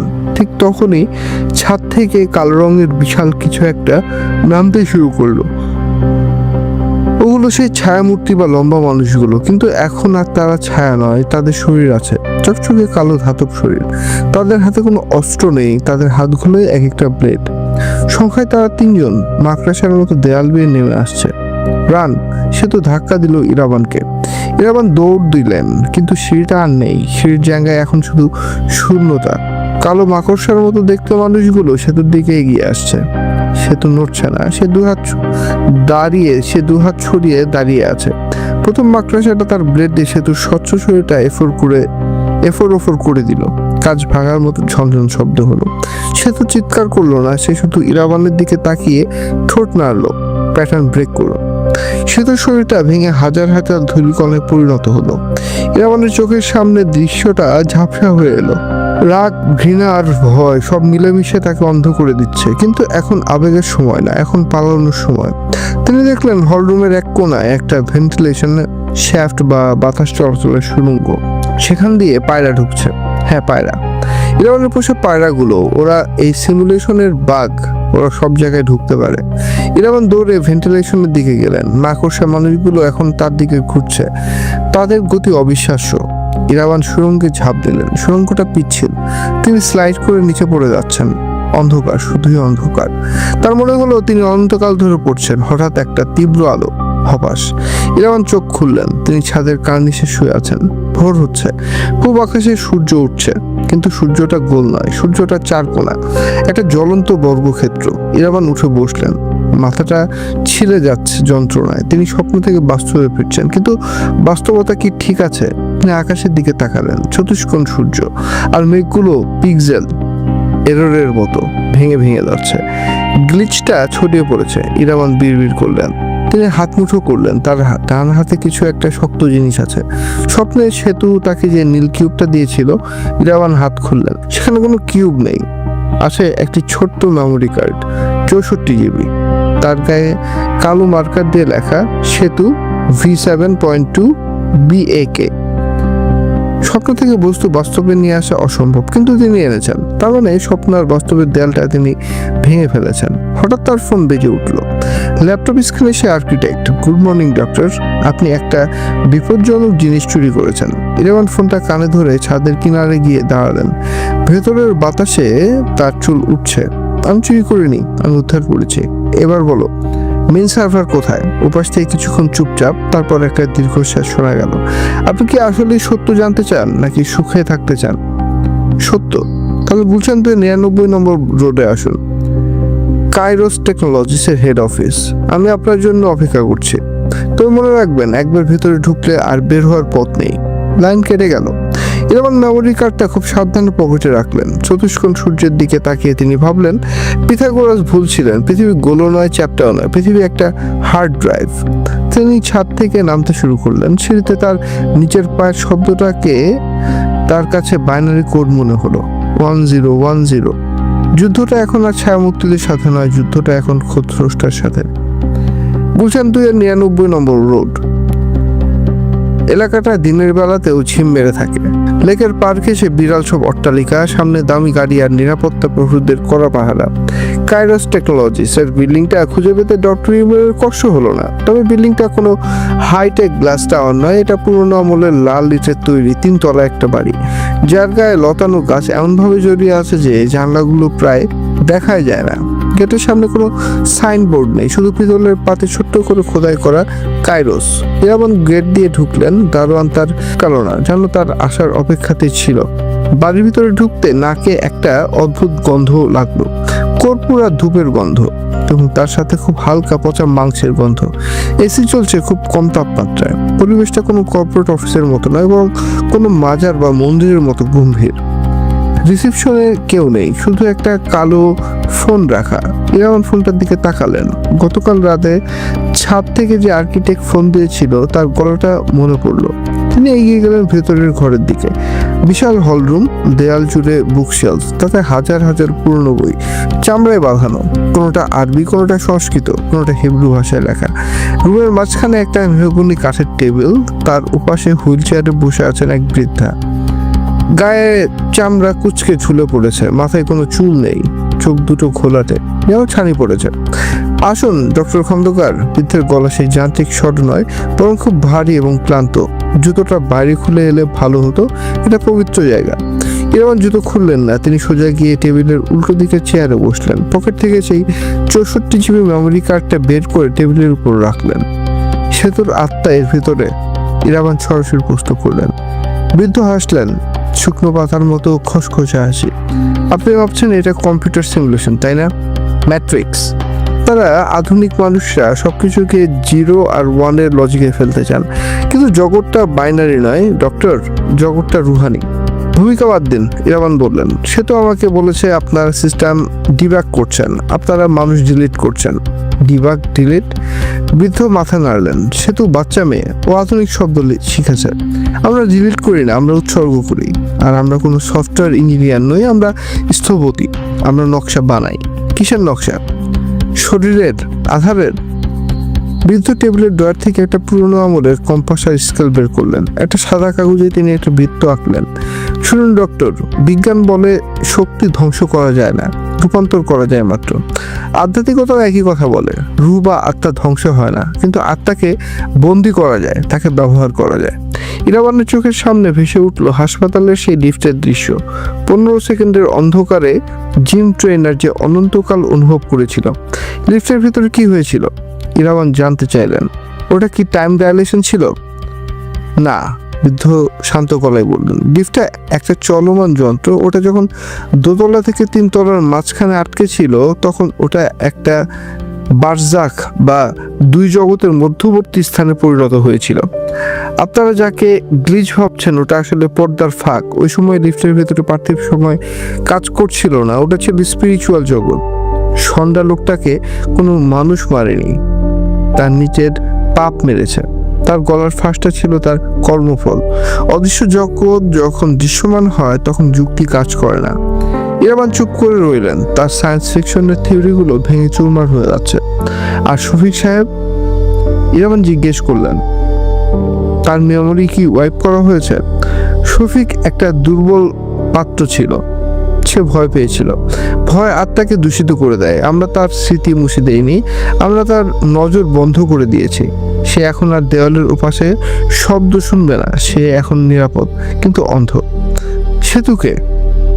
ইরাবান মূল প্রশ্নটা করলেন। মজিদ মাস্টারের মেয়ে তো মারা গিয়েছিল। বৃদ্ধ দীর্ঘশ্বাস ফেললেন। তিনি হুইল চেয়ার ঘুরিয়ে পেছনের দেয়ালের দিকে গেলেন। সেখানে একটা বিশাল ছবি টাঙানো। ছবিটা জ্যামিতিক নকশার, সে হেক্সাগন বা ষড়ভুজ, কিন্তু এটা কোনো গ্রাফিক্স ডিজাইন নয়, এটা রক্ত দিয়ে আঁকা একটা নকশা, এবং নকশার প্রতিটি কোণায় আরবি হরফে কিছু লেখা। সেতু কোনো সাধারণ মানবী নয়, বৃদ্ধ বললেন। সেতু হলো একটা সেতু বা ব্রিজ, ইহজগৎ এবং পরজগতের মাঝখানের সংযোগ। মজিদ মাস্টার ছিলেন একজন বড় সাধক। তিনি চেয়েছিলেন তার মৃত মেয়েকে ফিরিয়ে আনতে। তিনি জানতেন না যে মৃত মানুষকে ফেরানো যায় না, কিন্তু মৃতদেহে অন্য কিছুকে আবাহন করা যায়। ইরাবানের মেরুদণ্ড দিয়ে যেন ঠান্ডা স্রোত বয়ে গেল। আপনারা বলছেন মজিদ মাস্টার তার মেয়ের দেহে কোনো জিন বা অশরীরী শক্তিকে স্থান দিয়েছিলেন? বৃদ্ধ বাক্যটি শেষ করলেন।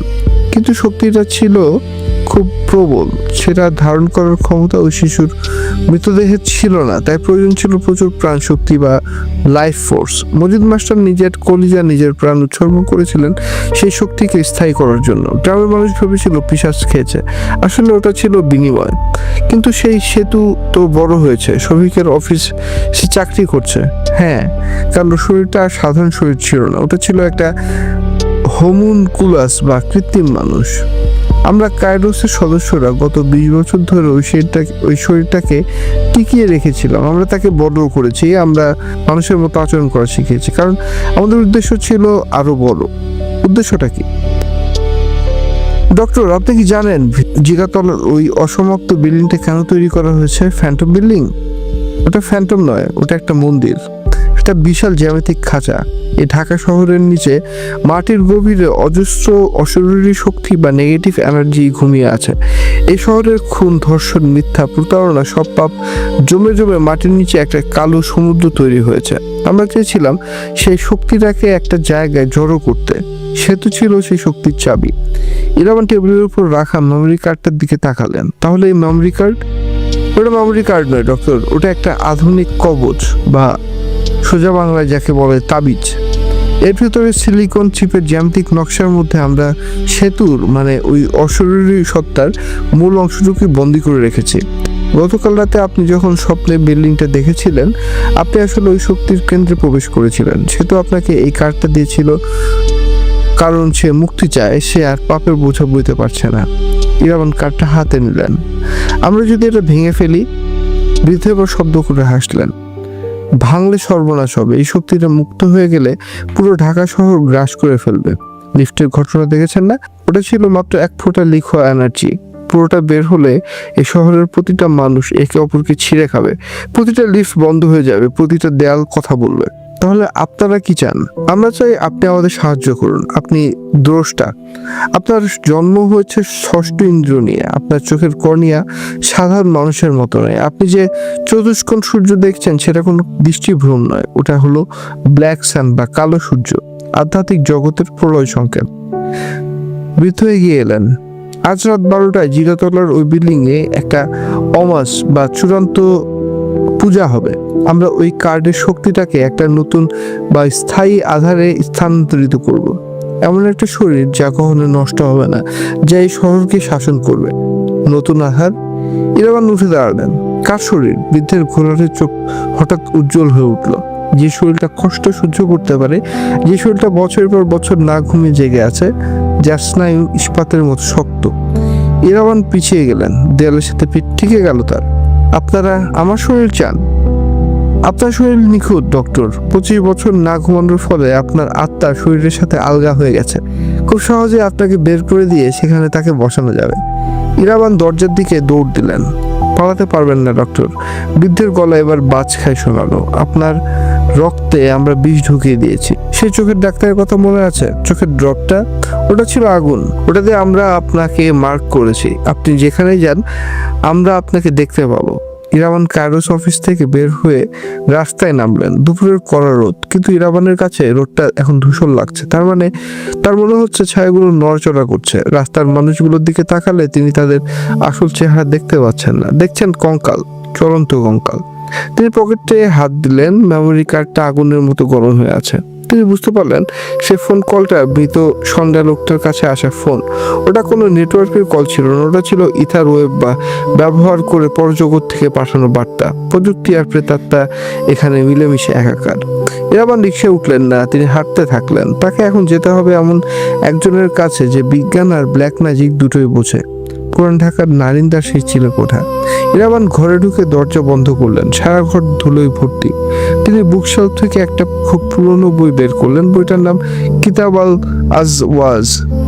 8ম শতাব্দীর এক আরব বিজ্ঞানের লেখা, যিনি জ্যামিতি দিয়ে জিন বশীকরণের সূত্র আবিষ্কার করেছিলেন। বইটা উল্টাতে ইরাবান একটা নকশা খুঁজে পেলেন, একটা হেক্সাগন বা ষড়ভুজ, কিন্তু সেটা একটা বৃত্তের ভেতর বন্দি। নিচে লেখা শয়তানের জ্যামিতি ভাঙার নিয়ম। তাকে তার নিজের আয়নায় দেখাও। আয়না। শফিক সাহেব ফ্ল্যাটে আয়নায় ইরাবানের প্রতিবিম্বের কথা বলেছিলেন। কায়রো সবাইকে শরীর থেকে বের করতে চায়, ইরাবান বিড়বিড় করলেন, কিন্তু ওরা জানে না আমার শরীরটা এমনিতেই খালি। গত 25 বছর ধরে আমি যে জেগে আছি এর কারণ ইনসোমনিয়া নয়, এর কারণ অন্য কিছু। ইরাবানের শার্টের বোতাম খুললেন, আয়নার সামনে দাঁড়ালেন। তার বুকের বাম পাশে যেখানে হাড় থাকার কথা সেখানে একটা পুরনো কাটা দাগ। ছোটবেলায় এক দুর্ঘটনায় দাগ বলে তিনি জানতেন, কিন্তু আজ এই বিশেষ অঞ্জন দেওয়া চোখে তিনি ডাক্তার অন্যভাবে দেখছেন। ডাক্তার দেখতে অবিকল আরবি অক্ষর আলিফের মতো। আমি নিজেই একটা তালাবদ্ধ দরজা। ইরাবান হাসলেন। হাসিটা করুন। তিনি টেবিলের উপর থেকে স্পিরিট ল্যাম্পটা জ্বালালেন। মেমোরি কার্ডটা চিন্তা দিয়ে ধরলেন আগুনের উপর। না, তিনি ওটা পোড়াবেন না। সিলিকন পুড়লে আত্মামুক্ত হবে না। তিনি কার্ডটার উপর এক ফোঁটা পারদ ফেললেন। কার্ডটা ভেঙে পারদটুকু বের করে নিলেন। পারদ হলো একমাত্র ধাতু যা তরল এবং যা আধ্যাত্মিক শক্তি শোষণ করতে পারে। পারদটুকু কার্ডের চিপের উপর ধরতে একটা অদ্ভুত ঘটনা ঘটলো। কার্ড থেকে একটা চিকন নীল ধোঁয়া বের হয়ে পারদের ভিতর ঢুকে গেল। এখন ইরাবানের হাতে একটা পারদের বল। এর ভিতরে আছে সেতু, বা সেতুর ছদ্মবেশে থাকে সে অসীম শক্তি। আজ রাত 12টা। ইরাবান বললেন, ঝিগাতলার ফ্যান্টম বিল্ডিং। ওরা আমাকে খুঁজছে। আমি ওদের কাছেই যাব, কিন্তু শিকার হিসেবে না, শিকারী হিসেবে। তিনি তার ডাক্তারি ব্যাগটা গোছালেন। এবার আর টেলিস্কোপ বা প্রেশার মাপার যন্ত্র নয়। ব্যাগে তিনি নিলেন এক বোতল পারদ, বেশ কিছু বড় আকারের আয়না এবং সেই গোলমরিচ দেওয়া কফি, কারণ আজ রাতে তাকে সেইবারের মতো সম্পূর্ণ সজাগ থাকতে হবে। বাইরে আজান দিচ্ছে, মাগরিবের আজান। আজানের সুরটা আজ অদ্ভুত করুণ শোনাচ্ছে। ইরাবানের মনে হলো মুয়াজ্জিন আজান দিচ্ছেন না, তিনি কাঁদছেন। শহরের আলোগুলো জ্বলে উঠছে, কিন্তু ইরাবানের চোখে মনে হচ্ছে ঢাকা শহরটা দাও দাও করে জ্বলছে এক অদৃশ্য আগুনে। ভুল জ্যামিতি শুদ্ধ করার সময় এসেছে। ইরাবান ঘর থেকে বের হলেন। জিগাতলার সে অসমাপ্ত কনস্ট্রাকশন বিল্ডিং এর নিচে দাঁড়িয়ে ডক্টর ইরাবান খন্দকার একটা সিগারেট ধরলেন, হাতে বাড়ানো তামাক। ধোঁয়াটা ফুসফুসে ঢুকতেই একটা খসখসে কাশি তার বুক চিরে বেরিয়ে এলো। শরীরটা আজ খুব বেশি খারাপ লাগছে। মনে হচ্ছে হাড়গুলো সংযোগী স্থলে কেউ মরিচা ধরা পেরেক ঠুকে দিয়েছে। রাত 11:55। সামনে সেই কঙ্কালসার বিল্ডিং। অন্ধকারের রডগুলো আকাশের দিকে এমন ভাবে উঁচে আছে যেন কোনো মৃত পশুর পাঁজরের হাড়। ইরাবান নিজের মনে বিড়বিড় করলেন, বিরক্তিকর।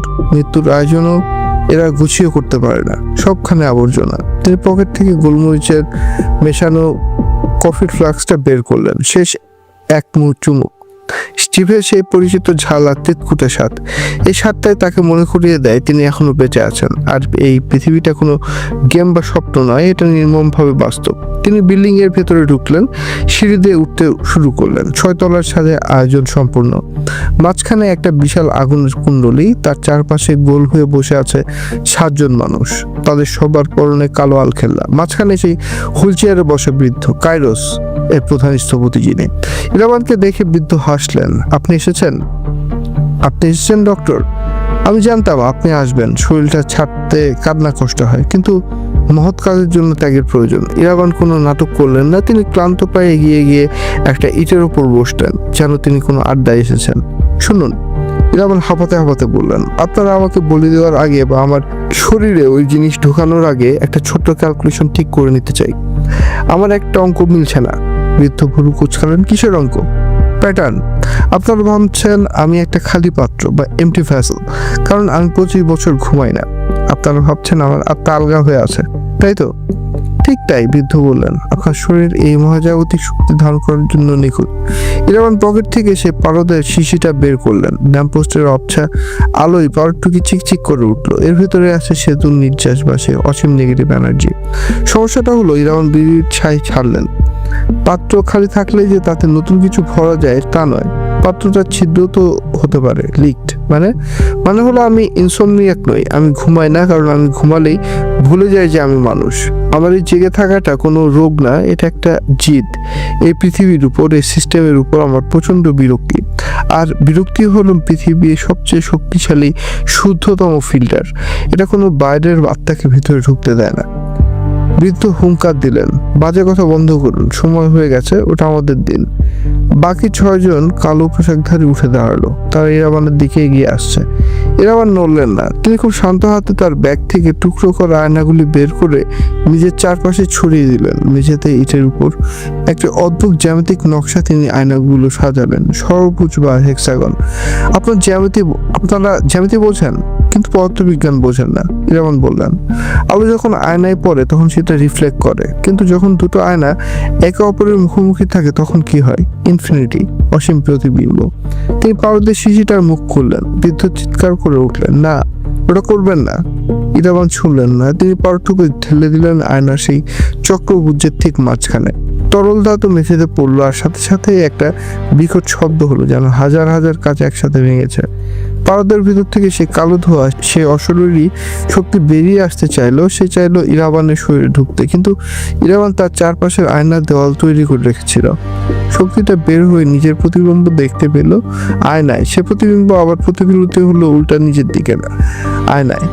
একবার, দুবার, হাজারবার, লক্ষবার। মুহূর্তের মধ্যে ছাদের উপর একটা অসীম লুপ তৈরি হলো। সেই শক্তি বা জীব বা প্রেতাত্মা যাই হোক না কেন, সে নিজেকে কোটি কোটি ভাগে বিরক্ত হতে দেখলো। সে কনফিউজড হয়ে গেল। সে বুঝতে পারলো না আসল আমি কোনটা। বৃদ্ধ স্থপতি হুইল চেয়ার থেকে পড়ে গেলেন। বন্ধ করুন, প্যাটার্ন ভাঙবেন না। ইরাবান কফির ফ্লাক্সে ছুঁড়ে মারলেন আগুনের কুণ্ডলিতে। প্যাটার্ন আমি ভাঙছি না, আমি প্যাটার্নটা কমপ্লিট করলাম। আপনারা ভুল জ্যামিতি এঁকেছিলেন। আপনারা বৃত্ত আঁকতে গিয়ে বহুভুজ এঁকেছিলেন। আমি সেটাকে ক্লোজ লুপ করে দিলাম। আগুনের কুণ্ডলি থেকে নীল রঙের শিখা জ্বলে উঠল, সেই সাথে প্রচন্ড বাতাস। সেই কালো ধোঁয়া, সেতু বা সেই শক্তি আয়নার ফাঁদে আটকা পড়া ঘুরপাক খেতে লাগলো। আর আর্তনাদ শোনা গেল। কোনো পিশাচের আর্তনাদ নয়, একটা ছোট্ট বাচ্চার কান্নার আওয়াজ। বাবা, আমাকে নিয়ে যাও। বাতাসের তোরে কালো পোশাকধারীরা ছিটকে পড়ে গেল ছাদ থেকে। বৃদ্ধ স্থপতি আর নিজের নকশা করা জ্যামিতির ভেতরে হার্ট অ্যাটাক করে লুটিয়ে পড়লেন। ইরাবান বসে রইলেন। তিনি চোখ বন্ধ করলেন না। তিনি তাকিয়ে রইলেন সেই ঘূর্ণায়মান শক্তির দিকে। যাও, ইরাবান শান্ত গলায় বললেন। তুমি কোনো দেবতা নও, তুমি কোনো শয়তানও নও। তুমি শুধু একটা ভুল সমীকরণ। নিজেকে 0 দিয়ে ভাগ করে দাও, মিলিয়ে যাও। ধীরে ধীরে কালো ধোঁয়াটা আয়নার ভিতরে মিলিয়ে গেল। বাতাস থামলো, আগুন নিভে গেল। ছাদটা এখন নিস্তব্ধ। শুধু বৃদ্ধ স্থপতি লাশ পড়ে আছে এক কোনায়। ইরাবান উঠে দাঁড়ালেন। শরীরটা টলছে। বুক পকেটে হাত দিয়ে দেখলেন শেষ সিগারেটটা ভেঙে গেছে। ধুর, তিনি বিরক্ত হয়ে বললেন। পুরো সন্ধ্যাটায় মাটি। 3 দিন পর ধানমন্ডি লেকের পাড়ে একটা বেঞ্চে বসে আছেন ডক্টর ইরাবান খন্দকার। তার পাশে বসে আছেন ডিবি পুলিশের ইনভেস্টিগেটর রাহাত খান। একটা নোটবুক হাতে নিয়ে খুব মনোযোগ দিয়ে ইরাবানের কথা শুনছেন, কিন্তু তার কপালে ভাঁজ। স্যার, আপনি যা বলছেন তার তো কোনো হেড অর টেল খুঁজে পাচ্ছি না। জিগাতলার ওই বিল্ডিংটায় আমরা 7টা লাশ পেয়েছি, হার্ট অ্যাটাক। কোনো মারামারি নেই, কোনো অস্ত্র নেই, শুধু মেঝেতে কিছু ভাঙা আয়না আর পারদ ছড়ানো। ইরাবান হাতে ধরা কাগজের কাপে চুমুক দিলেন। ব্ল্যাক কফি, সাথে গোলমরিচ। ইনভেস্টিগেটর সাহেব, ইরাবান আকাশের দিকে তাকিয়ে বললেন, আজকের আকাশটা পরিষ্কার নীল। আপনি কি জানেন আমাদের মস্তিষ্ক কিভাবে কাজ করে? কিভাবে?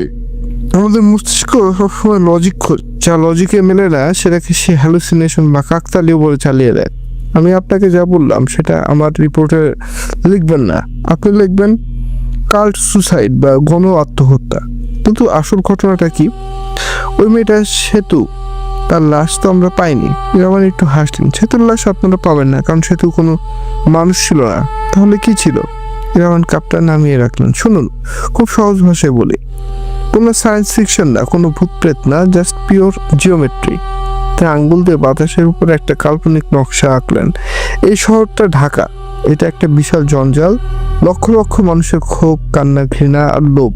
এগুলো তো এনার্জি, তাই না? এনার্জি কখনো ধ্বংস হয় না। এই নেগেটিভ এনার্জিগুলো জমতে জমতে একটা ভর তৈরি করেছিল, মেঘের মতো। কিছু লোক, যাদের আমরা স্থপতি বলছি, তারা চেয়েছিল এই এনার্জিটাকে একটা শেপ দিতে, একটা শরীরে বন্দি করতে। তারা বেছে নিয়েছিল মজিদ মাস্টারের মৃত মেয়েকে। তারা তন্ত্রমন্ত্র আর জ্যামিতি ব্যবহার করে ওই ডেড বডিতে ওই এনার্জিটা স্টোর করেছিল, অনেকটা ব্যাটারিতে চার্জ দেওয়ার মতো। সেতু ছিল সেই ব্যাটারি। আর আপনি কি করলেন? রাহাত খান অবাক হয়ে জিজ্ঞেস করলেন। আমি? ইরাবান কাঁধ ঝাঁকালেন। আমি শুধু ব্যাটারির পজিটিভ আর নেগেটিভ টার্মিনাল এক করে দিয়েছি, শর্ট সার্কিট। এনার্জিটা ডিসচার্জ হয়ে গেছে, আকাশে মিশে গেছে। তাহলে ওই ভৌতিক ব্যাপারগুলো, লিফট আটকে যাওয়া, দেওয়ালের ওপাশে শব্দ, ম্যাস হিস্টেরিয়া। ইরাবান মিথ্যা বললেন না, আবার পুরোপুরি সত্যিও বললেন না। যখন হাই ভোল্টেজ এনার্জি লিক করে, তখন মানুষের ব্রেনের নিউরন উল্টাপাল্টার সিগন্যাল দেয়, হ্যালুসিনেশন দেখে। আমি শুধু নিজের ব্রেনটাকে স্ট্যাবল রেখেছিলাম। কিভাবে? বিরক্তি দিয়ে। ইরাবান আবার কাপে চুমুক দিলেন। আমি জগৎটাকে এত বেশি অপছন্দ করি যে অন্য কোনো জগৎ আমাকে ভয় দেখিয়ে কাবু করতে পারে না। যে মানুষ জানে বেঁচে থাকাটাই সবসময় বড় হরর, তাকে ভূতের ভয় দেখানো বোকামি। রাহাত খান নোটবুক বন্ধ করলেন। তিনি বুঝলেন এই কেস ফাইল কখনো ক্লোজ হবে না, এটা আনসলভড মিস্ট্রি হয়ে থাকবে। আপনি এখন কি করবেন ডক্টর? ইরাবান উঠে দাঁড়ালেন। শরীরটা এখনো দুর্বল, কিন্তু মেরুদণ্ড সোজা। আমি এখন বাসায় যাব, আমার পায়রাগুলো খিদে পেয়েছে। আর তিনি পকেট থেকে তামাকের কোটা বের করলেন। ভাবছি একটা লম্বা ঘুম দেব 25 বছর পর। প্যাটার্নটা যখন ভেঙেছে তখন হয়তো এখন আর স্বপ্ন দেখবো না। রাহাত খান চলে গেলেন। ইরাবান লেকের পানির দিকে তাকালেন। পানিতে তার প্রতিবিম্ব দেখা যাচ্ছে, স্বাভাবিক প্রতিবিম্ব।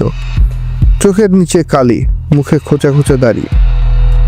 কিন্তু ভালো করে তাকালে দেখা যায় পানির নিচে প্রতিবিম্বটা ইরাবানের দিকে তাকে খুব সূক্ষ্মভাবে হাসছে, আর চোখের মণিগুলো একটু অন্যরকম, ষড়ভুজাকৃতির।